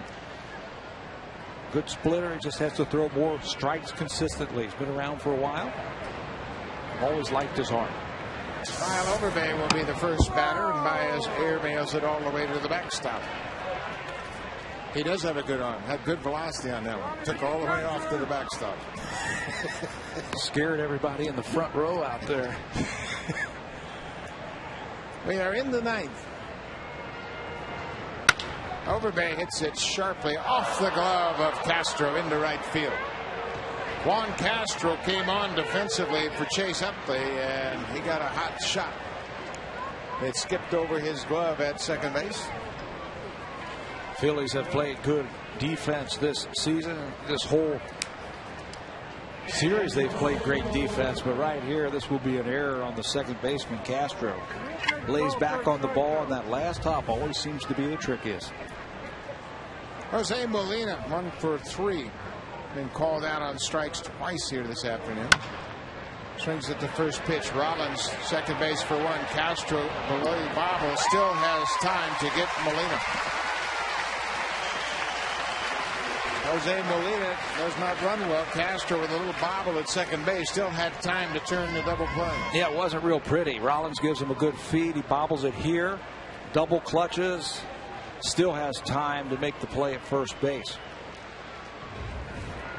So his pitcher, Baez, picks up the second baseman, Castro, after the error. He gets the ground ball. Now the Blue Jays are down to their last out. Jared Hoffpauir will try to keep things alive here. He has a single in 3 at-bats.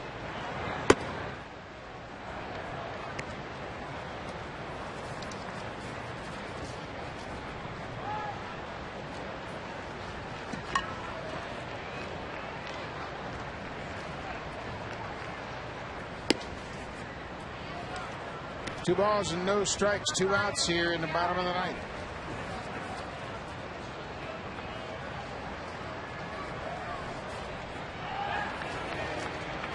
Five runs seem to be the magic number for the Phils this year. They win this game, they'll go to 30-5 when they score more than 5 runs. Pretty good numbers when you have an offense like the Philadelphia Phillies. Yeah, veteran hitters up and down the order. Good combination of switch hitters, lefties and righties, to balance the attack. And Hoffpauir takes the 2-out walk from Baez. Now the Phillies, we talked about them starting to heat up. We knew that coming into this series. Blue Jays hit another home run here this afternoon. Vernon Wells, it's the 115th hit by the Blue Jays this season. That leads the major leagues. It's also the 27th interleague home run they've hit this year.